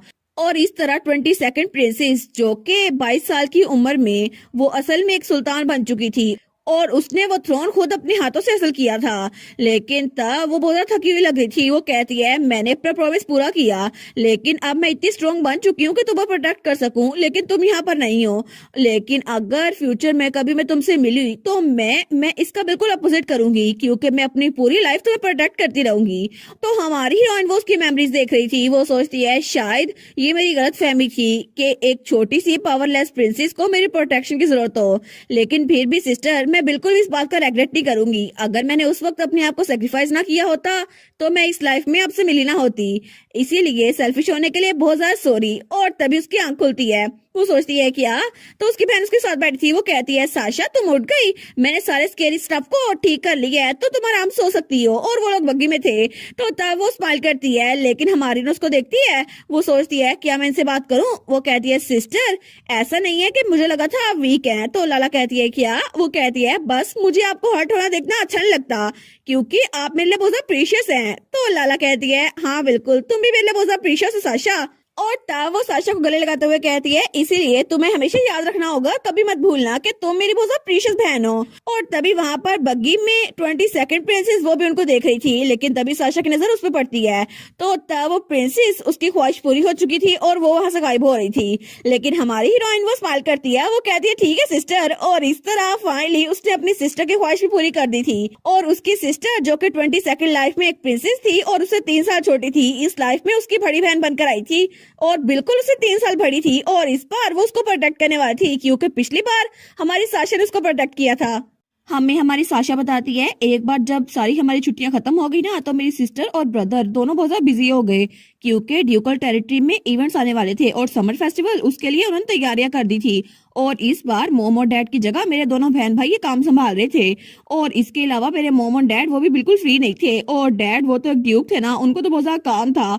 इसके अलावा मोम वो तो एक डचेस थी, उसके अलावा वो एक प्रिंसेस भी थी और ज्यादातर रॉयल फैमिली का काम वही संभालती थी। तो तब वो सोचती है लेकिन इसीलिए सब लोग बिजी हैं सिवाय मेरे, क्योंकि अभी भी मैं छोटी हूँ ना। लेकिन वो सोचती है इतने सारे लेसन है जो मुझे अभी तक करने हैं, पता नहीं मैं भी कितनी बिजी होंगी। लेकिन तब वो अपना मोबाइल निकालती है। वो सोचती है क्या किसी और की ख्वाहिश यहाँ पे अपेयर हुई है, लेकिन वहाँ पर जो पुरानी ख्वाहिशें थी ना वही थी। तो लाला का गोल वहाँ पे लिखा हुआ था क्या तुम मुझ पे देखती रहोगी। तो वो सोचती है अच्छा तो अब ये कोई ख्वाहिश नहीं है, अब ये गोल है ना। तो तब वो जिनी और आर्थ का भी चेक करती है, तो वहाँ पे भी यही लिखा था क्या तुम मुझे देखती रहोगे। और वहाँ पर्सी का चेक करती है तो लिखा था चलो हम लोग इकट्ठे खेलते हैं। और जब अपने भाई का चेक करती है ना, तो वहाँ पर कोई गोल ही नहीं था। वो सोचती है कि यार मेरे भाई के बारे में कोई इन्फॉर्मेशन नहीं है, अब तो वो किंग है ना, लेकिन क्या उसकी जिंदगी में कोई गोल नहीं है। और वो सोचती है वो इकलौता इंसान था जिसको उस बच्चे ने जो मेरे ख्वाब में आता था ना मुझे इंट्रोड्यूस करवाया था, लेकिन पता नहीं मुझे तो वो बड़ा अजीब लगता है। और मेरा भाई वो तो पता नहीं अजीब सा ही है, सारा काम तो मेरी मॉम करती है ना उसका। मेरा वो इडियट भाई वो तो अब किंग है, लेकिन फिर भी कोई काम नहीं करता, क्या उसकी जिंदगी में कोई मकसद है भी या फिर नहीं। लेकिन तब वो मोबाइल को गायब करते हुए सोचती है चलो खैर है, अच्छा हुआ ना अभी तक किसी की ख्वाहिश नहीं आई, लेकिन जो भी आएगी मैं पूरी कर दूंगी। वैसे ये इतना भी बुरा नहीं है, ऐसा लगता है कि मैं अपनी जिंदगी की तरफ बढ़ रही हूँ, मैं भी अभी कुछ दिनों में यहाँ पे कुछ जाहिर हो जाए। तो तब थोड़ी देर बाद मेड उसके पास थी। वो कहती है योर लेडीशिप इस वक्त तो आपको खेलना चाहिए और आप अभी भी काम कर रही हैं। दूसरी कहती है जी जी बिल्कुल, अभी तक तो आपका नैप टाइम हो जाता है। लेकिन हमारी हीरोइन उसके पास तो बहुत सारे लेटर्स पड़े थे जो टेम्पल में थे। वो कहती है कोई बात नहीं, मेरे ब्रदर और सिस्टर दोनों बिजी है ना, तो फिर ये काम तो मैं भी कर सकती हूँ। वो सोचती है उसके मुकाबले में पोप साइमन वो तो कोई काम करता नहीं है, और मुझे तो तब से लेटर्स आ रहे हैं कि सेंटस हिज होलीनेस फिर से कहीं गए हुए हैं अपनी ड्यूटीज को भूलकर, तो प्लीज आप काम कर देना पोप का। तो तब वो मेड्स कहती हैं सच में आप तो सच में बहुत ज्यादा कंपोज रहती हैं। तो दूसरी मेड कहती है जी जी बिल्कुल, आप तो बिल्कुल बाकी हाई रैंकिंग लोगों से बिल्कुल अलग हैं। तो वो सोचती है लगता है साइमन को मेड्स भी पसंद नहीं करती। तो वो सोचती है मैं अप्रिशिएट करती हूँ ये मुझे कह रही है रेस्ट कर ले, लेकिन फिर भी इतना सारा कुछ काम है, मुझे अच्छा नहीं लग रहा उनको इग्नोर करना, और इसीलिए मैं जल्दी से लेटर्स का रिप्लाई देती हूँ और उसके बाद मैं अपना काम करूंगी। तो वो मेरे से कहती है आपको पता है ना मुझे एक ट्रिप के लिए प्रिपेयर करना है। तो वो कहती है एक ट्रिप, लेकिन आप कहाँ पे जा रही हैं, क्या आप फेस्टिवल में जा रही हैं? तो हमारी साशा कहती है नहीं फेस्टिवल में नहीं। वो सोचती है मुझे एक और जगह जाना है जो कि टेम्पल बिजनेस से थोड़ा अलग है, क्योंकि वहां पर एक ऐसा इंसान है जिससे मैं कई सालों से नहीं मिली और मुझे उससे मिलना है। और तब वो हमें बताती है मैंने मैजिक टावर जाने के लिए मॉम और डैड से परमिशन ले ली थी, और मॉम ने इस बात की इजाजत दी थी क्योंकि मेरे साथ मिकाएल का ग्रैंडफादर भी जा रहा था। तो तब ड्यूक लिवांटेस वो भी मेरे साथ थे, और इस तरह उनकी स्टेट में पहुंचने के बाद जो कि हम पोर्टल से पहुंचे थे, हमें 3 दिन लगे वहां जाने में मैजिक टावर में। तो तब ग्रैंडपा उसको नीचे उतरने में हेल्प करता है। तो तब वो कहती है जी ग्रैंडफादर, लेकिन जैसे वो टावर की तरफ देखती है ना, वो कहती है ये टावर सिर्फ एक टावर नहीं है, ये तो पूरी बिल्डिंग है। तो ग्रैंड ड्यूक कहता है हाँ बिल्कुल ये इंडिपेंडेंट अथॉरिटी है और इसका स्केल तो बहुत ज्यादा बड़ा है। तो वो कहती है आप मिकाल से नहीं मिले तब से ग्रैंडफादर? वो कहता है हाँ मुझे भी उससे मिलने का टाइम नहीं मिला, वैसे भी वो तो बहुत ज्यादा बिजी हो गया है, मुझसे मिलता ही नहीं है, और ऐसा लगता है कि उसका चेहरा देखना भी बहुत ज्यादा मुश्किल है। तो हमारी कहती है फिर भी आप इतनी दूर आते हैं फिर भी उससे नहीं मिल पाते। तो ग्रैंड ड्यूक लिवेंटिस कहती है ना वो कितना रूड है, क्या तुम उसे मेरे बजाय डांट दोगी? वो कहती है जी जी बिल्कुल, मैं उसको बता दूंगी कि मिकाइल बहुत ज्यादा बुरा है। वो कहता है थैंक यू, मैं तुम्हें प्रूव करता हूँ। वो सोचती है अब तो ग्रैंडफादर की परमिशन भी मिल गई है, अब तो मैं उसको बहुत ज्यादा सताऊंगी, और ऑफ कोर्स मुझे सबसे पहले एक चीज का ध्यान रखना होगा। तो तभी वो टावर का दरवाजा खोलती है, लेकिन तभी वहां पर कोई आ गया था, वो था टावर मास्टर। वो कहता है मैं बहुत ज्यादा खुश हूँ कि मेरी इतनी छोटी सी दोस्त मुझसे मिलने के लिए आई है, और मैं तो डायरेक्टली आपको ग्रीट करने के लिए आ गया, लेकिन हमारी हीरोइन सोचती है सबसे पहले मुझे इस लेजी गेटकीपर से छुटकारा हासिल करना होगा। वो कहता है लेकिन हम क्या करें, मिकाएल तो अभी भी बिल्कुल फ्री नहीं है, तो मैं आपको उससे मिलने की इजाजत नहीं सकता। तो हमारी हीरोइन कहती है मैं यहाँ पर आई हूँ क्योंकि मुझे तुमसे काम है पियोनी। वो कहता है अच्छा तो फिर मुझे बताए ना, ये सुनना तो बहुत अच्छा लग रहा है, मुझे बताए आपको मुझसे क्या काम है। वो कहती है और जब मेरा काम खत्म हो जाएगा ना तो मैं मिकाएल से भी मिलूंगी। वो कहता है ये तो नहीं होने वाला, मैं तो नहीं मिलने दूंगा आपको उससे। तो हमारी हीरोइन कहती है मैं इतनी दूर से ड्यूकल टेरिटरी से यहाँ पर आई हूँ फिर भी मैं उससे मिल नहीं सकती। तो टावर मास्टर कहता है लिटिल फ्रेंड आपको नहीं लगता कि हर चीज का एक टाइम होता है, तो आप उससे अभी नहीं मिल सकती? तो वो कहती है नहीं मुझे तो नहीं पता, और वैसे भी इस बार मैं उससे मिले बगैर नहीं जाऊंगी। तो वो कहता है अच्छा तो आखिर आप उसको ढूंढेंगे कैसे, मैं तो आपको नहीं दिखाने वाला उसका रास्ता। तो साशा कहती है उसको तो मैं खुद ही ढूंढ लूंगी, लेकिन सबसे पहले मुझे मैजिक टावर के रूल्स को फॉलो करना होगा, क्योंकि जो हारता है ना वो अपने मास्टर की बात मानता है, तो मैं आपकी मास्टर बनूंगी ताकि आपको मेरी बात माननी पड़े। इसीलिए वहां पर शील्ड बनाती है और कहती है मुझसे फाइट करें। तो वो कहता है ओ माई मेरी छोटी सी दोस्त तो बहुत ज्यादा टैलेंटेड है, आपने तो यहाँ पे बैरियर भी बना दिया है ताकि हमारी आवाज कहीं और ना जाए, तो क्या सच में आप अपना माना ऐसे वेस्ट करने वाली हैं? तो हमारी कहती है माना वो क्या होता है, ये माना तो बिल्कुल नहीं है। वो कहता है लेकिन ये माना तो है, ये मैजिक आप कर रही है ना माई लेडी। वो कहती है बिल्कुल नहीं, ये सेंटस की पावर है, और तभी अपने हाथ पे आग लगाती है और तब उसकी तरफ हमला करती है, और जैसे वो हमला करती है ना तो वहाँ ईंट के धुआं फैल गया था, लेकिन टावर मास्टर वो बच निकला था। वो कहता है वाह तो आप इस तरह खेलने वाली हैं है ना, लेकिन हमारी छोटी दोस्त अगर ये कह रही है तो फिर मैं भी आपके साथ खेलूंगा। और तब वो मैजिक सर्कल बनाता है और कहता है वैसे भी हारना मेरा स्टाइल नहीं है, तो मैं अपनी पूरी बेस्ट करूंगा क्योंकि मैं मैजिक टावर का मास्टर हूँ। तो साशा कहती है बिल्कुल ऐसा ही कीजिएगा क्योंकि मैं भी आपके सामने बिल्कुल हार नहीं मानने वाली। तो तब टावर मास्टर कहता है हमारी सबसे ज्यादा छोटी यंग लेडी अगर आप इतना सब कुछ कर ही रही हैं तो फिर मैं भी पीछे नहीं हटूंगा, और तब वो वहाँ क्रिस्टल्स बना लेता है। वो कहता है आई सपोज मैं आपकी एक्सपेक्टेशन पे पूरा उतरूं। तो तब वो हमारी साशा पे हमला करता है, लेकिन हमारी साशा तो बड़े आराम से उसको डॉज कर लेती है।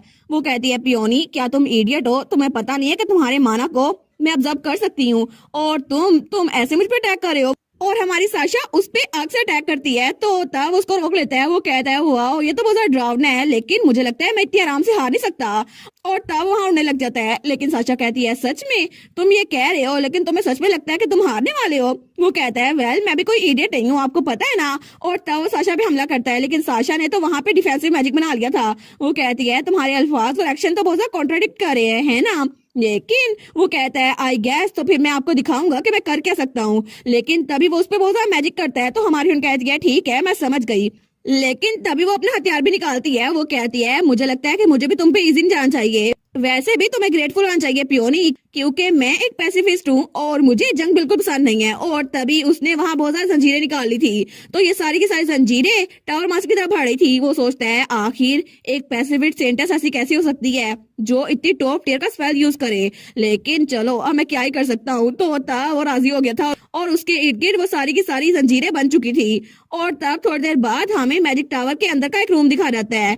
तो हमारी साशा वहां बैठी थी। वो कहती है तुम हार गए है ना, तो अब तो मेरी बात मानोगे। वो कहता है जी बिल्कुल, मेरे पास कोई चॉइस नहीं है ना, तो आप मुझे बताएं आपको क्या चाहिए। आपको पता है ना मेरे पास अगर माना नहीं है तो मैं बिल्कुल यूजलेस हूँ। तो वो कहती है अच्छा, लेकिन मुझे लगता है कि तुम ये काम तो कर सकते हो। और तब वो जंजीरों को तोड़ देती है। तो वो कहता है ठीक है, थैंक यू सो मच मुझे आजाद करने के लिए, लेकिन ये कितना अजीब लग रहा था ना कि आपने मुझे माना की जंजीरों से बांधा था। वो सोचती है पाषाण किंगडम, होली स्टेट और मैजिक टावर, तीनों के जो लीडर हैं तीनों के तीनों बेकार हैं, उनका काम बच्चे कर रहे हैं। लेकिन तब वो कहता है अच्छा तो आप मुझसे क्या बनवाना चाहती है मास्टर।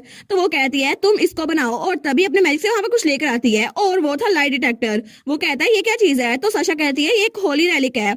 लेकिन टावर मास्टर कहता है आखिर मैं इसका क्या करूं, आखिर इसको मैं कैसे बना सकता हूँ, आपको पता है ना मेरे पास सिर्फ माना है। वो कहती है तुम कर सकते हो या पियोनी, क्योंकि तुम मैजिक टावर के मास्टर हो। वो कहता है आप तो जब भी ऐसे बात करती है ना तो बिल्कुल कमांडर की तरह लगती है, अपनी मोम की तरह। वो कहती है थैंक यू तारीफ के लिए। वो कहता है ये कोई तारीफ नहीं थी। तो हमारी साशा वो डरती है। वो कहती है तुम मेरी मोम की इंसल्ट करने की कोशिश कर रहे हो। वो कहता है नहीं नहीं, आखिर मैं इस पूरी दुनिया के ग्रेटेस्ट इंसान की बेइज्जती कैसे कर सकता हूँ, लेकिन आखिर आप कितने चाहती हैं मैं इसको कितना बनाऊं, 10।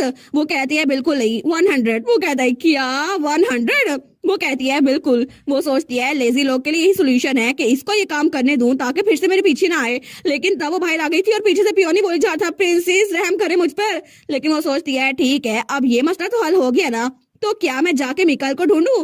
तो जब वहां पर देखती है ना तो वहां बहुत सारी सीढ़ियां थी। वो सोचती है मैजिक टावर तो बहुत ज्यादा बड़ा है और बहुत ज्यादा लंबा भी है, तो यहाँ पे जो स्पेसिस है ना तो उसको ढूंढना बिल्कुल आसान नहीं होगा, लेकिन किसी आम इंसान के लिए। और मैं तो एक सेंटस हूँ। और तभी वो अपनी पावर यूज करती है और वहां पर मिकाइल का माना वो फ्लोट कर रहा था। वो सोचती है ठीक है मुझे पता करना होगा। तो वहां पे उसको पूरे मैजिक टावर में आवाजें आ रही थी। तो वो सोचती है अच्छा बाकी मैजिक्स भी वो भी बात कर रहे हैं, लेकिन तब वो सोचती है इतने सारे लोग हैं मैं कैसे पहचानूंगी इसको। तो तभी उसको पता चल जाता है मिकाइल की आवाज वो पहचान गई थी। वो सोचती है ठीक है मुझे वो मिल गया। और तभी वो टेलीपोर्ट होकर उस फ्लोर पर आ गई थी। वो सोचती है माना के हिसाब से उसे यहाँ पर आना चाहिए, तो मैं उसको यहीं पे ढूंढ लूंगी। लेकिन जब वो दरवाजे के बाहर पहुंचती है ना तो वहां पे बहुत सारे डिफेंसिव मैजिक थे। वो सोचती है इतने कंफ्यूजिंग स्पेल क्यों लगाता है, लेकिन फिर भी अगर मैं इस दरवाजे को तोड़ दूं तो वो गुस्सा तो नहीं होगा ना, और मैं इतने अरसे बाद उससे मिलने आई हूँ, वो गुस्सा तो बिल्कुल नहीं होगा। और तभी उसने वो दरवाजा तोड़ भी दिया था।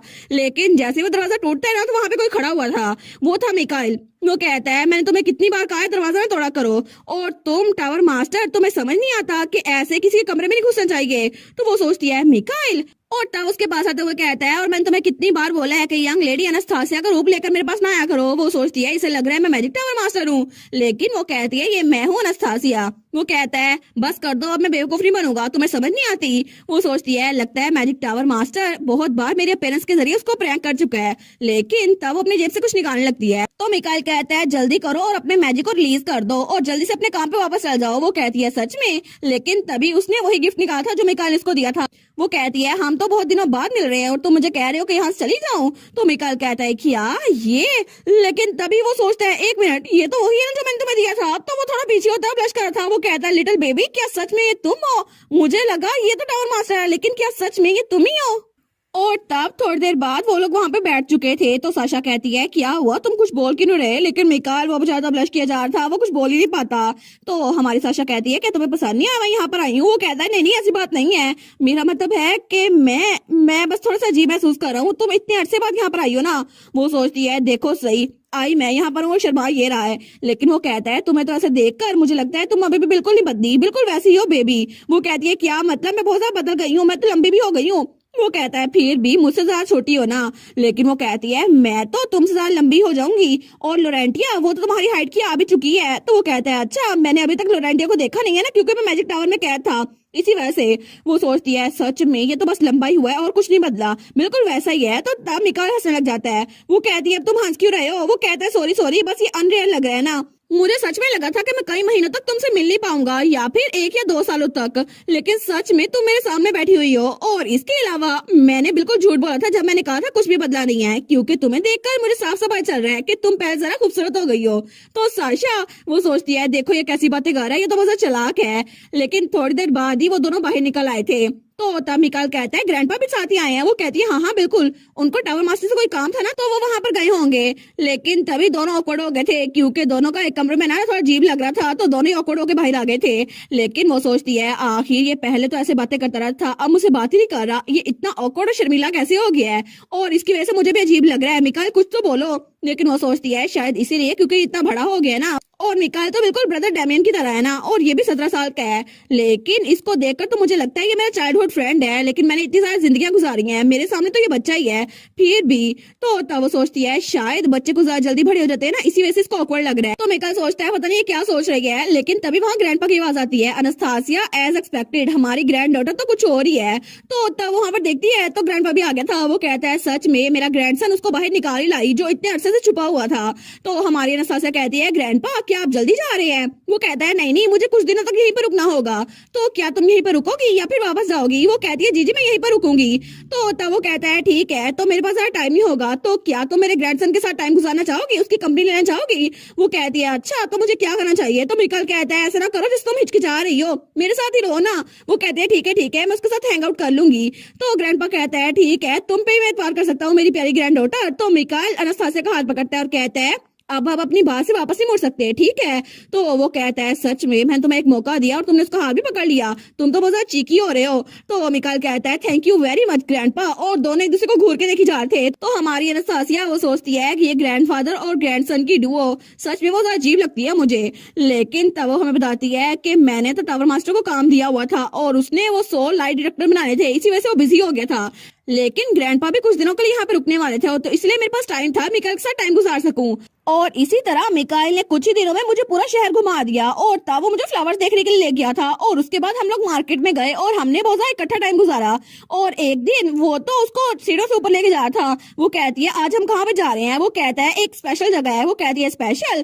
तो मिकाइल कहता है बिल्कुल, मैजिक टावर मास्टर यहाँ पे कभी नहीं आता। वो कहती है लेकिन क्यों? वो कहता है क्योंकि यहाँ पे सीढ़ियाँ चढ़नी पड़ती है ना, और वो टेलीपोर्टेशन मैजिक के बगैर कहीं जाता नहीं है। तो हमारे सोचती है सच में वो तो बिल्कुल लेजी है, उसको तो फिजिकल लेबर करना बिल्कुल भी पसंद नहीं है। लेकिन तभी मिकाइल दरवाजा खोलता है। वो कहता है देखो हम पहुंच गए। लेकिन साशा जब वहां पर देखती है ना, वो कहती है वाओ ये जगह, ये तो मैजिक टावर का टॉप फ्लोर है ना, और वहां पे आसमान बहुत ज्यादा खूबसूरत लग रहा था, और ऊपर बिल्कुल कोई गार्डन सा बना हुआ था। वो कहती है वाओ ये तो बहुत ज्यादा खूबसूरत है। लेकिन तब मिकाइल वो तो हमारी साशा को ही देखी जा रहा था। वो सोचता है आई गेस अब मैं इसको बेबी नहीं कह सकता, क्योंकि अब ये सच में बच्ची नहीं रही। लेकिन ये 4 सालों में कितनी बड़ी हो गई है ना, और कितना अजीब लग रहा है। हालांकि ये डेमियन की छोटी बहन है, लेकिन फिर भी अब तो मैं इसको तंग भी नहीं कर सकता, और ऐसा लगता है ये प्रॉपर यंग लेडी बन चुकी है। तो तब हमारी साशा कहती है यहाँ पे वो ज्यादा प्यारा है, लेकिन इसको निग्लेक्ट क्यों किया जाता था? तो मिकाइल थोड़ा सा चौंकता है। वो कहता है अच्छा ये पहले तो यहाँ पे बहुत एक्सपेरिमेंट होते थे, लेकिन बाद में इसको ऐसे छोड़ दिया गया, और इसीलिए किसी ने यहाँ पर ग्रीन हाउस बना दिया। लेकिन ये जगह अच्छी है ना? वो कहती है हाँ हाँ अच्छी है, ऐसा लगता है कि मैजिक टावर मास्टर वही मसला था।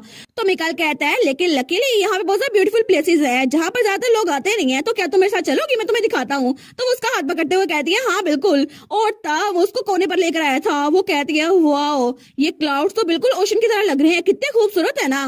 तो वो कहता है सच में तुम्हें डर तो नहीं लग रहा? मैं तुम्हारा हाथ पकड़ने वाला था, क्योंकि अगर तुम्हें डर लगेगा तो। वो कहती है तुम्हें क्या लगता है मैं कोई छोटी बच्ची हूँ? मिकाइल मैं बिल्कुल भी डर नहीं रही।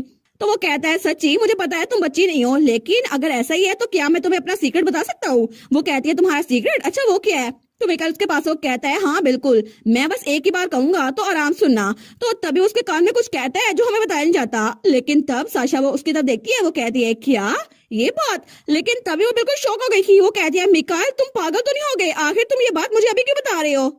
हमारी हीरोइन मिकाइल से कहती है तुम पागल तो नहीं हो गए? आखिर तुम मुझे ये कैसे बता सकते हो? तो मिकाइल कहता है ये तो हर्टफुल है, मैं बिल्कुल नॉर्मल हूँ। तो तब हमारी हीरोइन सोचती है मिकाइल ने अभी जो मेरे कान में बोला था ना, वो कुछ और नहीं एक मेज का असल नाम था। और तब वो हमें बताती है एक मेज का असल नाम तो एक तरह से उसका माना ही होता है क्योंकि ये कोई ऐसी चीज है जिसे दूसरों को नहीं बता सकते और ये तो किसी की लाइफ की तरह प्रीशियस होता है। लेकिन अगर किसी की बुरी इंटेंशन हो ना तो वो मेज का माना सील कर सकता है उसका नाम लेकर। लेकिन आखिर मिकाइल ने मुझे अपना मेज वाला नाम क्यों बताया है? तो हमारी उन कहती है अगर मैं इसे किसी बुरे तरीके के लिए यूज करूँ फिर? तो मिकाइल कहता है अच्छा होगा ना, क्योंकि अगर तुम यूज करोगी तो फिर ये अच्छा रहेगा, ये इतना भी बुरा नहीं लग रहा। तो हमारी उन सोचती है पियोनी का डिसाइबल बंद करना, ये तो बहुत अजीब हरकतें कर रहा है, आखिर इसको समझ क्यों नहीं आ रही, इसका नाम बहुत इंपॉर्टेंट है। लेकिन तब वो हमारी साशा का हाथ पकड़ते हुए कहता है कोई बात नहीं, ये बिल्कुल ठीक है, और अगर तुम्हें नहीं बताऊंगा तो किसको बताऊंगा, क्योंकि सिर्फ तुम्हारी वजह से तो मैंने मेज बनने का सोचा था, इसलिए तुम इस बारे में फिक्र ना करो, ये नाम प्रैक्टिकली मुझे तुम्हारी वजह से मिला है। और तब दूसरी तरफ पियोनी, उसने सारा कुछ बना लिया था। वो सोचती है 1 हफ्ता हो गया जब से मैं मैजिक टावर में आई हूँ, तब से लेकर अब तक पियोनी ने 100 लाइट ट्रैक्टर्स बना लिए हैं। तो तब वो कहती है तुमने तो बहुत ज्यादा मेहनत की पियोनी, है ना? वो कहता है बस यही, आप मेरी और तारीफ नहीं करेंगी? वो कहती है गुड जॉब। तो वो रोते हुए कहता है नहीं नहीं, और तारीफ करे ना मेरी, मैंने तो अपनी पूरी लाइफ में कभी इतनी मेहनत नहीं की थी जितनी इस 1 हफ्ते में कर ली है। तो हमारी उन सोचती है मैंने इसको देखा था, ये तो पूरे दिन में 12 घंटे सोता था और सिर्फ 3 घंटे काम करता था, और अभी इसको लगता है इसने बड़ी मेहनत की है, लेकिन वैसे भी इसकी स्किल्स बड़ी अच्छी है ना। तो तब वो कहती है पियोनी, वो कहता है क्या सच में आप मेरी और तारीफ करने वाली हैं? तो हमारी कहती है नहीं, ये लो मेरी अगली रिक्वेस्ट। तो वो कहता है बच्चे तो सच में बहुत ज्यादा सख्त दिल होते हैं, मैं तो हार्ट ब्रोकन हूँ, इसलिए मैं आपकी रिक्वेस्ट को देख नहीं सकता, मुझे लगता है मेरा डिसाइबल भी ये काम करेगा। और तभी वो उसको टेलीपोर्ट कर देता है। तो हमारी सोचती है देखो सही, इसने फिर से अपने किसी शागिर्द को ये काम दे दिया, लेकिन सॉरी मिकाइल, मुझे लगता है अब ये काम तुम्हें करना पड़ेगा। तो तब मिकाइल उसको बाहर छोड़ने के लिए आ रहा था। वो कहता है आई विश कि तुम ज्यादा देर तक रुकती। तो हमारी कहती है लेकिन जाने से पहले मेरे पास करने के लिए एक काम है। लेकिन तभी वहां पर सामने एक कैरेज थी। वो सोचती है क्या ये कैरेज, ये तो होली किंगडम से आई है ना। लेकिन तभी वहां दरवाजा खुलता है और वहां से रेमियर निकला था। वो कहता है बहुत दिनों बाद मिले लेडी साशा। तो हमारे उसको देखकर बड़ी खुश थी। वो कहती है रेमियर, आखिर तुम इतनी दूर मैजिक टावर के स्टेट में कैसे आ गए? वो कहता है मैं तो ड्यूकल हाउस गया था, लेकिन मुझे पता चला अब मैजिक टावर आई हुई है, तो फिर मैं यहाँ पर आ गया ताकि आपको वापस ले चलूं। और तब उसकी तरफ हाथ बढ़ाता है। लेकिन हमारी उन सोचती है मिकाइल पहले मुझे छोड़ने के लिए आने वाला था, लेकिन अगर मैं रेमियर का हाथ पकड़ लिया तो ये मिकाइल के लिए थोड़ा डिसरिस्पेक्टिंग होगा, लेकिन अगर मैंने उसका हाथ ना पकड़ा तो ये उसके लिए भी ऑकवर्ड हो जाएगा। वो सोचती है मैं क्या करूं, क्या मैं दोनों का हाथ पकड़ लूं? लेकिन तभी उससे पहले कोई उसका हाथ पकड़ लेता है। वो था मिकाइल। वो कहता है मैं तुम्हें कांटेक्ट करूंगा तो तुम जवाब दोगी, है ना? वो कहती है बिल्कुल मैं जवाब दूंगी। तो तब उसके हैंड पे किस करते हुए कहता है ठीक है नस्तासिया, तो तुमसे अगली बार मिलूंगा, ठीक है? मैं अगली बार तुमसे मिलने के लिए खुद आऊंगा एंडर ब्लैंक डची में। वो सोचती है सच में इसका कॉन्फिडेंस देखकर तो मुझे लगता है अगला टावर मास्टर यही बनेगा।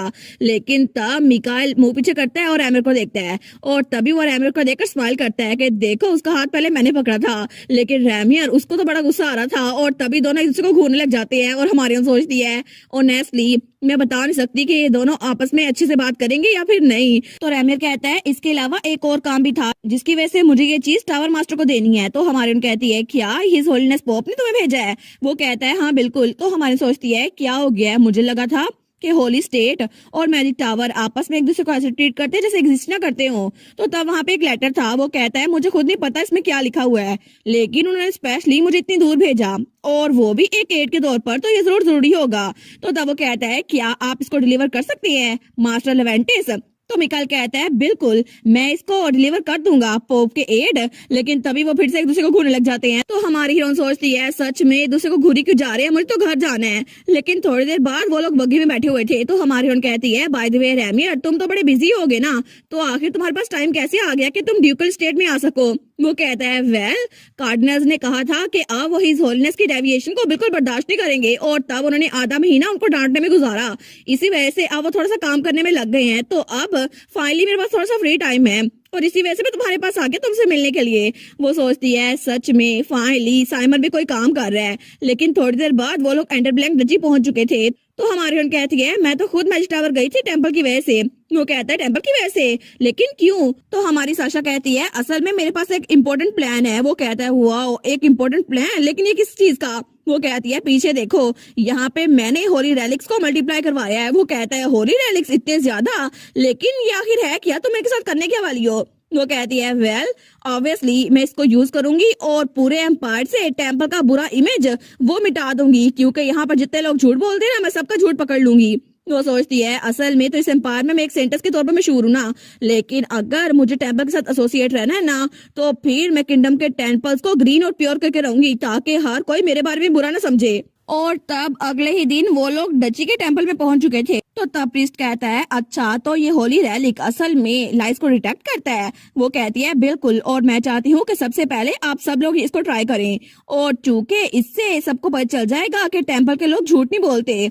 तो प्रीस्ट कहता है सेंटर्स हम तो सच में पहले ही सच्चे हैं ना, तो आखिर आपको हम पे यकीन क्यों नहीं है? क्या सच में ये डिवाइस जरूरी है? तो हमारे कहती है लेकिन बहुत सारे लोगों को टेम्पल की इनोसेंस पे शक है, क्योंकि पिछली बार जो कुछ हुआ था ना, मुझे उस डार्क फॉरेस्ट में भेज दिया गया था, उसकी वजह से लोगों को आप पे शक है। इसलिए मैं चाहती हूँ कि आप इसको ट्राई करें, क्योंकि मुझे लगता है कि ड्रास्टिक मेजर्स होनी चाहिए ताकि टेम्पल की रेपुटेशन उसको रिस्टोर किया जा सके। और इसीलिए हमें सबसे पहले लोगों को ये यकीन दिलाना होगा कि हम झूठ नहीं बोलते। तो तब उसका हाथ पकड़ने लगती है और उसमें लाइट ट्रैक्टर बांध देती है। वो कहती है आप तो वैसे भी सच बोल रहे हैं ना, है ना प्रीस्ट? वो कहता है जी जी बिल्कुल ऐसा ही है, लेकिन तब वो थोड़ा परेशान हो गया था। तो हमारी कहती है तो फिर आप मुझे बता सकते हैं ना कि आखिर में सच है क्या, क्योंकि इस तरह आपकी प्योरिटी उसको हम जज कर सकते हैं, और मैं ट्रस्ट करती हूँ कि आप वंडरफुल जॉब करेंगे। लेकिन तब वो बाद में बताती है लाइट डिटेक्टर्स उनका इफेक्ट तो बड़ा मैग्निफिसेंट था, और तभी बाकी सारी प्रीस्ट वो भी वहां पर थी। शुरू शुरू में तो सबने बगावत की थी कि हमें इसे यूज नहीं करना, हम तो सच बोलते हैं, लेकिन बाद में जब उनको झटके लगते थे ना, तो वो खुद ही सच बता देते थे कि मैंने पैसों को इम्बेजल किया है, और इसी वजह से यहाँ पर हर कोई मेरे सामने सच बोल रहा था।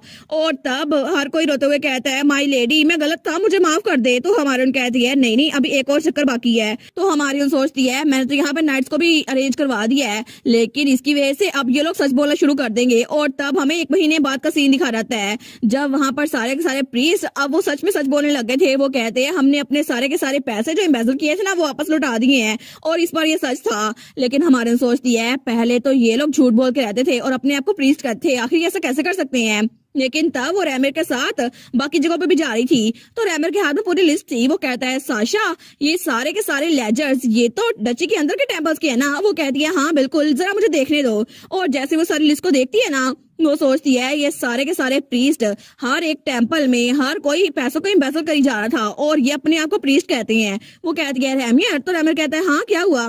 वो कहती है हमें जाके सबको रेड करना होगा, ठीक है? वो सोचती है वैसे भी अपनी 99 लाइफ मैंने जो कुछ सीखा है ना, उससे मुझे पता चल जाएगा कि क्रिमिनल्स कभी भी सच नहीं बोलते। तो तभी वो जिस टेम्पल में पहुंची थी ना, वहां के प्रीस्ट भी कहते हैं सेंटर्स प्लीज हम पे यकीन करें, हमने अपनी ड्यूटी अच्छे से निभाई है और हम कभी चोरी नहीं कर सकते। लेकिन हमारे सोचती है सच में पिछले प्रीस्ट ने भी यही कहा था, लेकिन ये लोग भी झूठ ही बोल रहे होंगे। तो तब वो लोग चिल्ला कहते हैं इस सबको री इन्वेस्टिगेट करे सेंटर्स। तो दूसरा कहता है बिल्कुल, लगता है कि कुछ लोगों ने आपको मैनिपुलेट किया है कि हम पे शक करें। लेकिन हमारे सोचती है देखो सही, फिर से झूठ, बार बार झूठ। तो हमारन कहती है क्या आप लोग एंडर ब्लैंक डची पे डाउट कर रहे हैं? वो कहते हैं क्या? तो हमारन कहती है आप लोग बिल्कुल ठीक कह रहे हैं, मैं बिल्कुल छोटी सी हूँ, लेकिन मुझे लगता है कि मैंने कुछ मिस कर दिया है, इसी वजह से मैंने अपने मोम और डैड से भी कहा था इसको वेरीफाई कर ले। वो कहते हैं नहीं नहीं हमारा ये मतलब नहीं था। तो रेमर कहता है ब्रदर्स असल में हिज होलीनेस पोप ने भी इसको खुद टेस्ट किया है, और वैसे भी आप लोग को लगता है कि जिस चीज को पोप ने टेस्ट किया है आप उसको टेस्ट नहीं करेंगे? क्या आप इस डिसीजन के खिलाफ हैं? वो लोग कहते हैं क्या पोप ने खुद इसको कंफर्म किया है? तो तब हमारी हीरोइन कहती है रैमी, और वो कहता है जी। तो तब हमारी सोचती है ये सारे के सारे करप्ट प्रीस्ट इनकी पनिशमेंट का टाइम हो गया है, और तब रैमियर वहां पर उनको उनकी सजा सुना रहा था। लेकिन इसी तरह पूरे एम्पायर में उनकी शोहरत हो गई थी, और रैमियर उनको कहता है लोकल लॉ के हिसाब से आपको पनिश किया जाएगा। और तब 2 गार्ड्स उन प्रीस्ट को लेकर जा रहे थे। वो कहते हैं हम पे रहम करे सेंटर्स।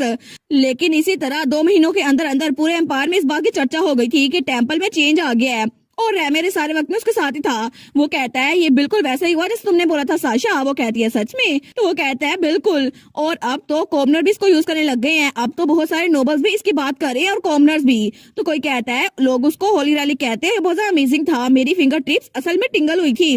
लेकिन वो सोचती है अब जब से सबको पता चला ना पॉप ने इसको यूज किया है, तो अब इसकी क्रेडिबिलिटी स्काई रॉकेट कर रही है, और वहां पे बहुत सारे लेटर्स आए हुए थे। वो कहती है देखो हमें इतने सारे लेटर्स मिल गए। तो रैमर कहता है इतने सारे, मुझे लगता है सब कुछ तुम्हारे प्लान के हिसाब से होगा साशा। तो हमारी कहती है एक टूल जिसकी वजह से बहुत सारी जगहों पर सच पता कर सकते हैं, आफ्टर ऑल ये तो बहुत ज्यादा आउटसाइड नहीं करेगा। और वहां पे बहुत सारे लेटर्स आए हुए थे जो कि बाकी सारे नोबल्स ने भेजे थे ताकि अपनी टेरिटरी में इस लाइट डिटेक्टर को रख सके।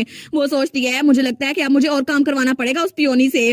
तो पियोनी तो रोने वाला हो जाएगा, वो कहेगा मुझसे इतना काम नहीं होता। लेकिन तब वो कहती है अरे रैमियर, वो कहता है हाँ, वो कहती है थैंक यू सो मच मेरी हेल्प करने के लिए, और उसको गले लगा लेती है। तो रैमियर तो ब्लश कर रहा था, वो बेचारा वो सोचता है क्या साशा ने मुझे गले लगाया, लेकिन तभी वो पीछे होते हुए कहता है साशा मैं कोई बच्चा नहीं हूँ। तो हमारे कहती है अच्छा सॉरी। वो सोचती है रैमियर तो मेरे छोटे भाइयों की तरह है, इसलिए मैंने तो बस उसको इसलिए गले लगाया था जिस तरह मेरी बड़ी बहन और मेरा बड़ा भाई मुझे गले लगाता है। लेकिन रैमियर वो उसको देखकर ये नहीं सोच रहा था। तो तभी वो मुंह पीछे कर लेता है, वो सोचता है आखिर इसको मैं एक छोटा भाई क्यों ही लगता हूँ। और तब हमारी हीरोइन वो बताती है इससे पहले कि मैं कुछ समझ पाती सर्दी पहले आ चुकी थी और इतने सारे महीने गुजर चुके थे। लेकिन लाई डिटेक्टर वो तो बहुत ज्यादा ट्रायल्स की वजह से जीत चुका था और सब लोग उसको यूज करना शुरू हो गए थे। और तभी वहां पर वो रिपोर्ट पड़ी थी, वो सोचती है सब कुछ मेरे प्लान के हिसाब से जा रहा है। लेकिन तभी उसके मोबाइल पे नोटिफिकेशन आती है एक और लॉन्गिंग अपीयर हो चुकी है। वो सोचती है क्या एक और लॉन्गिंग, लेकिन अब ये किसके बारे में होने वाली है। हमारी हीरोइन जब वहां पर अपने मोबाइल की तरफ देखती है ना, वो सोचती है सच में इस बार ये ख्वाहिश वाला सिस्टम थोड़ा पहले आ गया है, लेकिन जितना जल्दी हो सके उतना जल्दी बेहतर है। और वहां पर उसके किंगडम का जिक्र था, एंडर ब्लैंक डची का दूसरा घर। वो सोचती है अच्छा मुझे नहीं पता था ये यहीं पर है, लेकिन जैसे वो वहां पर नाम देखती है ना और रिलेशनशिप, तो वहां पे लिखा हुआ था ट्विंस। वो सोचती है क्या ट्विंस, लेकिन ये तो मेरी 45th लाइफ में था ना। और तभी उसे एक लड़की की याद आती है जो कि उसका जुड़वा भाई था उस लाइफ में।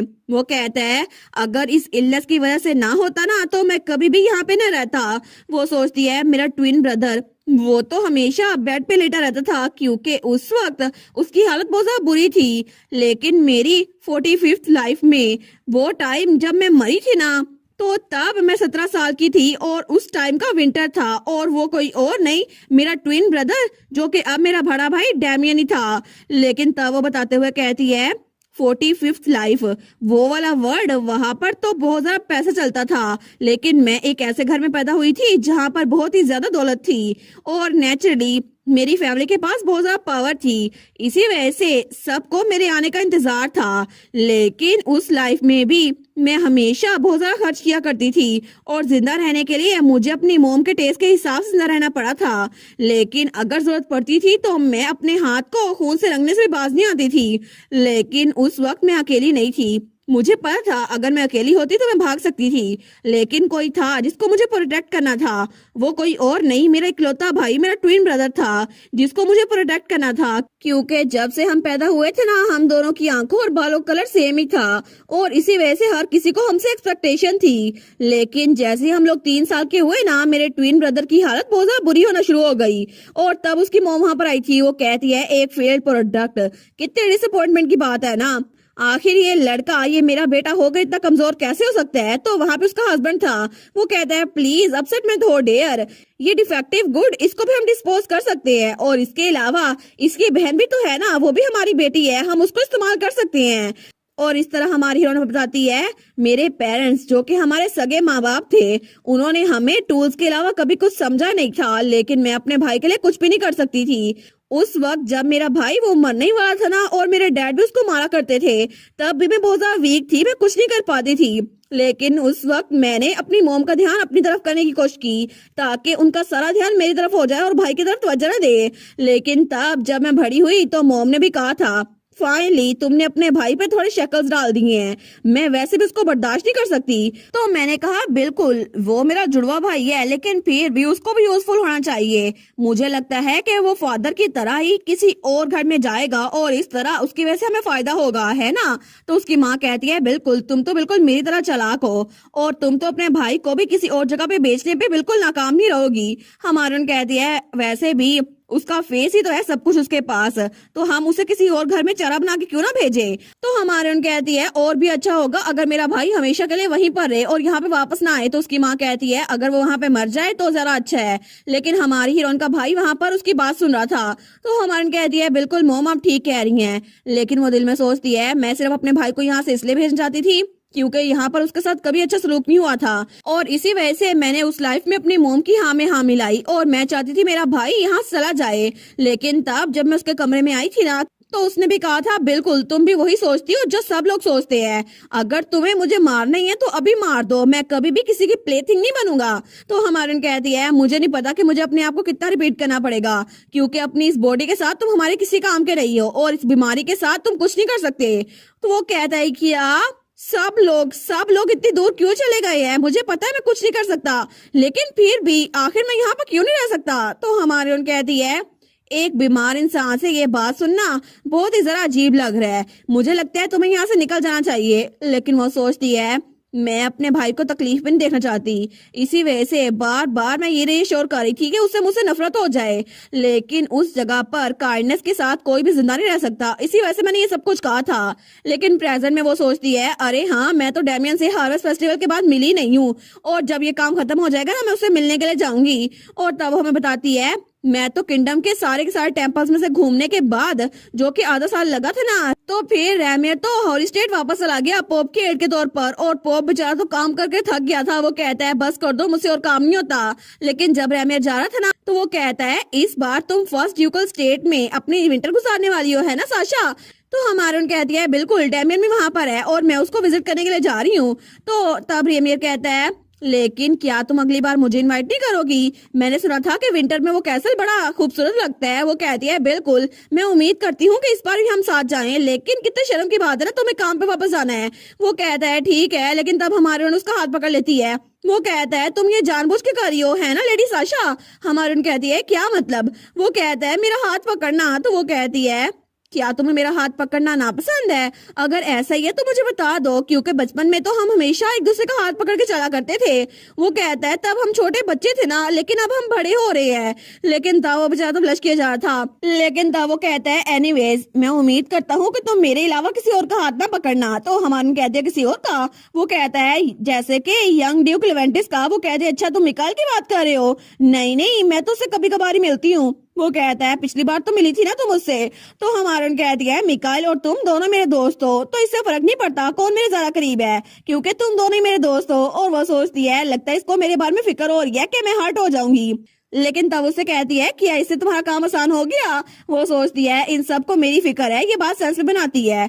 तो रेमिर कहता है हाँ बिल्कुल थैंक यू, और अब मैं चलता हूँ लेडी साशा। और उसके बाद उसकी बग्गी वहां से जा रही थी, लेकिन हमारी ने उसको बाय कर रही थी। वो सोचती है रेमियर मुझे लगता है कि अब इसकी आंखों में जरा अकेलापन नजर आता है, शायद यही वजह है कि ये बात मुझे बहुत ज्यादा बोदर कर रही है। और तब एक हफ्ते बाद जब वो डजी से निकल रही थी ना, तो उसका डैड कहता है क्या मोम और डैड भी चले। वो कहती है नहीं नहीं आपको सिस्टर के साथ जाना है ना।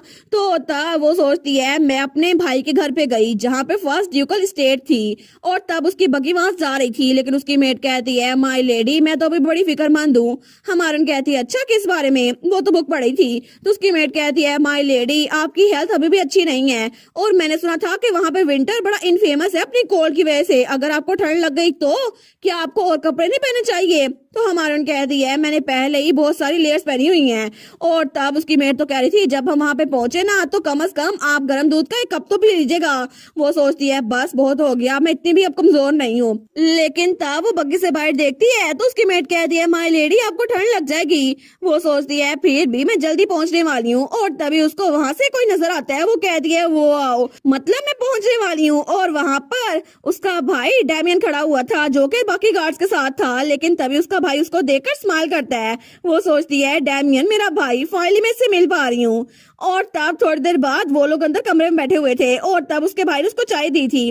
वो कहता है मैंने तुम्हें कहा भी था स्प्रिंग में आना, लेकिन तुम कभी सुनती नहीं हो। हमारून कहती है आपने लिखा था कि विंटर ड्यूकल स्टेट बड़ी ब्यूटीफुल है, तो मैं क्यूरियस हो गई थी। तो उसका भाई कहता है तुम इतनी क्यूरियस थी कि तुमने थोड़ा इंतजार भी नहीं किया और सर्दियों में ही आ गई। वो कहती है बिल्कुल, लेकिन तब वो स्माइल करी थी। तो उसका भाई कहता है जब भी ऐसी बात की बारी आती है ना तुम तभी स्माइल करती हो, और पहले भी तुम बहुत मुश्किल से स्माइल किया करती थी, लेकिन मैं खुश हूँ कि मुझे पता चल गया तुम्हें टाइगर पसंद है। वो कहती है अच्छा मतलब आपकी जो डॉल आपने मुझे दी थी है ना, आप उसकी बात कर रहे हैं ना। तो उसका भाई कहता है बिल्कुल, मुझे अच्छा लगा कि तुम्हारे पास मेरी डॉल थी और तुमने उसको संभाल के रखा। वो कहती है मैं भी बड़ी थैंकफुल हूँ कि आपने इतनी प्रीशियस चीज मुझे दी। लेकिन तभी एक दूसरे की तरफ देखते हैं और तभी दोनों की हंसी निकल गई थी। वो सोचती है तब मैं 6 महीने की थी जब उसने अपनी डॉल मुझे दी थी, लेकिन मैं तब की बात कर रही हूँ। लेकिन तभी उसका भाई कहता है एनीवेज मैंने आज ड्यूक लेवेंटिस की नकल करने की कोशिश की है। वो कहती है क्या ग्रैंडपा की? लेकिन वो सोचती है क्या हो सकता है, कहीं मेरे भाई ने भी मेरे लिए बहुत बड़ी लाइब्रेरी तो नहीं बना दी। और ऐसा ही हुआ था, उसके भाई ने भी उसके लिए पूरी लाइब्रेरी सेट कर दी थी। वो सोचती है ये सच में मुझे लाइब्रेरी गिफ्ट कर रहा है, लेकिन ये तो आज डटी से भी जरा बड़ी है। तो उसका भाई कहता है क्या तुम्हें पसंद आई? वो कहती है ऑफ कोर्स मुझे पसंद आई, लेकिन आपको ये करने की जरूरत नहीं थी। तो उसका भाई कहता है अब ये इतनी भी बड़ी लाइब्रेरी नहीं है, मैं अपनी छोटी बहन के लिए इतना तो कर ही सकता हूँ ना। वैसे भी मुझे तुम्हें रिश्वत देनी थी। हमारी कहती है रिश्वत? वो कहता है ताकि तुम अक्सर मुझसे मिलने के लिए आ जाया करो। वो कहती है आपने तो कहा था मैं स्प्रिंग में आऊँ और आप अब कह रहे हैं मैं अक्सर आ जाया करूँ। वो कहता है क्या तुम अपसेट हो गई थी क्योंकि मैंने तुम्हें कहा था कि बाद में आना, अभी मत आना? वो कहती है हाँ हाँ थोड़ी सी, लेकिन तब वो लाइब्रेरी चेक कर रही थी। तो उसका भाई कहता है मैं तो बस परेशान था कि यहाँ पे सर्दी बहुत ज्यादा होती है और तुम्हें ठंड ना लग जाए, और इसी वजह से मैंने चाहता था कि तुम यहाँ पर आओ। वो कहती है लेकिन क्यों नहीं, वैसे भी ये भी मेरा घर है ना, तो मैं यहाँ पर आती रहूंगी, और इसके अलावा ऐसा नहीं है कि मुझे ठंड ना पसंद है। तो उसका भाई कहता है अच्छा फिर तो मुझे मेरी छोटी बहन के बारे में बड़ी चीजें पता चल रही हैं। लेकिन तब हमारी साशा कहती है और वैसे भी मैं सिर्फ यहाँ पर इसलिए नहीं आई क्योंकि मुझे ये कैसल देखना था। तो उसका भाई कहता है अच्छा फिर किस लिए? तो हमारन कहती है बिग ब्रदर आप यहाँ पर स्टेट में अकेले रहते हैं ना, इसी वजह से आपको बड़ा अकेलापन फील होता होगा है ना। तो वो कहता है सच में मेरी बहन को मेरे बारे में सब कुछ पता है।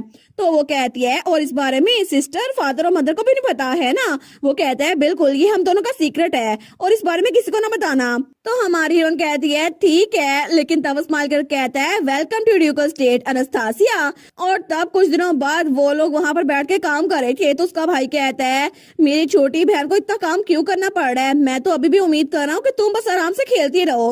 वो कहती है लेकिन फिर भी मुझे भी थोड़ा काम संभालने देना, मैं बड़ी हो गई हूँ। तो उसका भाई कहता है सारा काम मैं और पेरेंट्स संभाल रहे हैं, तुम्हें फिक्र करने की जरूरत नहीं है। वो कहती है लेकिन फिर भी मुझे काम करना अच्छा लगता है इसी वजह से क्योंकि मैं भी हाउस एंडर ब्लैंक की एक बेटी हूँ, और इसके अलावा जंगल के इस हिस्से में अगर मैं काम करूंगी ना तो जरा इजी हो जाएगा।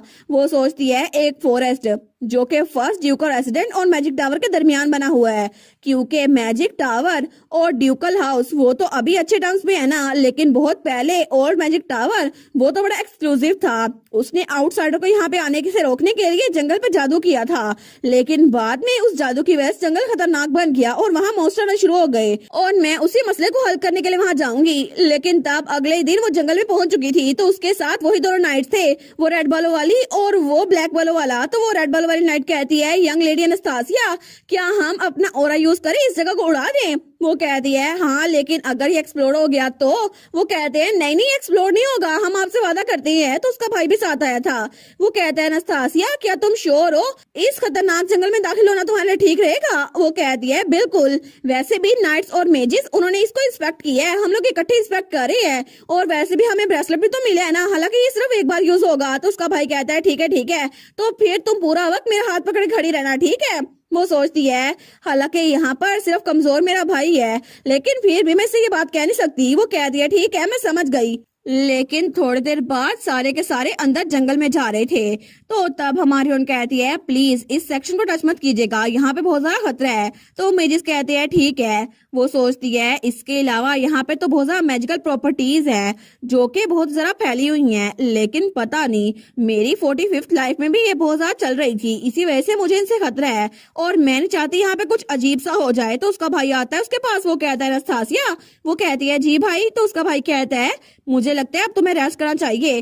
तो हमारी अनस्तासिया कहती है मैं तो बिल्कुल ठीक हूँ, और ये देखा मैंने डॉक्यूमेंट फेंक दिए हैं और मैं बिल्कुल भी आराम नहीं करने वाली। तो उसका भाई बड़ा प्यारा सा मुंह बनाता है। वो सोचती है ठीक है भाई की बात मान लेती हूँ। और तब वो लोग इकट्ठे हुए पेड़ पे बैठ गए थे। तो वो सोचती है लगता है मेरी फैमिली को अच्छा नहीं लगता जब मैं ओवरवर्क करती हूँ। तो उसका भाई तो बास्केट भी ले आया था। वो कहता है मैं तुम्हारे लिए डिलीशियस चीजें लेकर आया हूँ, इसको खाओ। तो हमारे और एक सैंडविच खा रही थी। वो सोचती है इसका टेस्ट तो बड़े मजे का लग रहा है काम करने के बाद। तो उसका भाई कहता है ठीक है आराम से खाना। तो हमारे कहती है ठीक है, जब मैंने इसको खत्म कर लिया ना तो मैं वहां जाके भी चेक करूंगी। लेकिन तभी उसका भाई बहुत ज्यादा उदास हो गया था। तो वो सोचती है क्या भाई को क्या हुआ? लेकिन तभी उसका भाई जैसे बड़ा परेशान था कि आखिर अनस्तासिया को बार बार काम क्यों करना पड़ता है।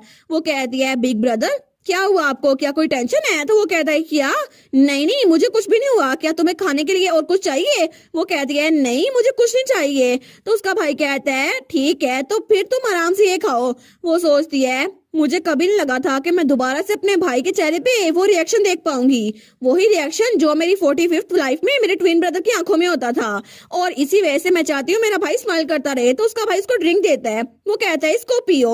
और थोड़ी देर बाद वहां पे बास्केट पड़ी हुई थी, वो सोचती है मैंने अपने भाई को वहां भेज दिया ताकि वो थोड़ा सा रेस्ट कर सके, लेकिन फिर भी मुझे लगता है मुझे अपने भाई को फॉलो करना चाहिए, ये इलाका बड़ा खतरनाक है।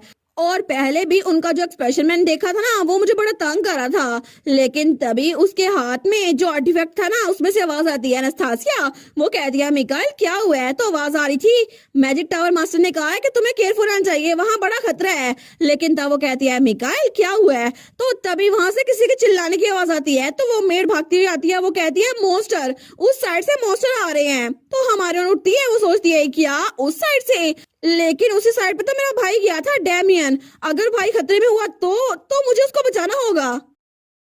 और इसी के साथ ये वाला पार्ट यहीं पर ख़त्म। तो आप लोग बताइएगा आप लोग को ये पार्ट कैसा लगा, और वीडियो को लाइक और चैनल को सब्सक्राइब लाजमी कीजिएगा। बाकी वीडियोस का लिंक भी स्क्रीन पर नज़र आ रहा होगा, तो काइंडली उनको भी चेकआउट कर ले। और thank you so much for watching my videos. Stay safe, bye bye.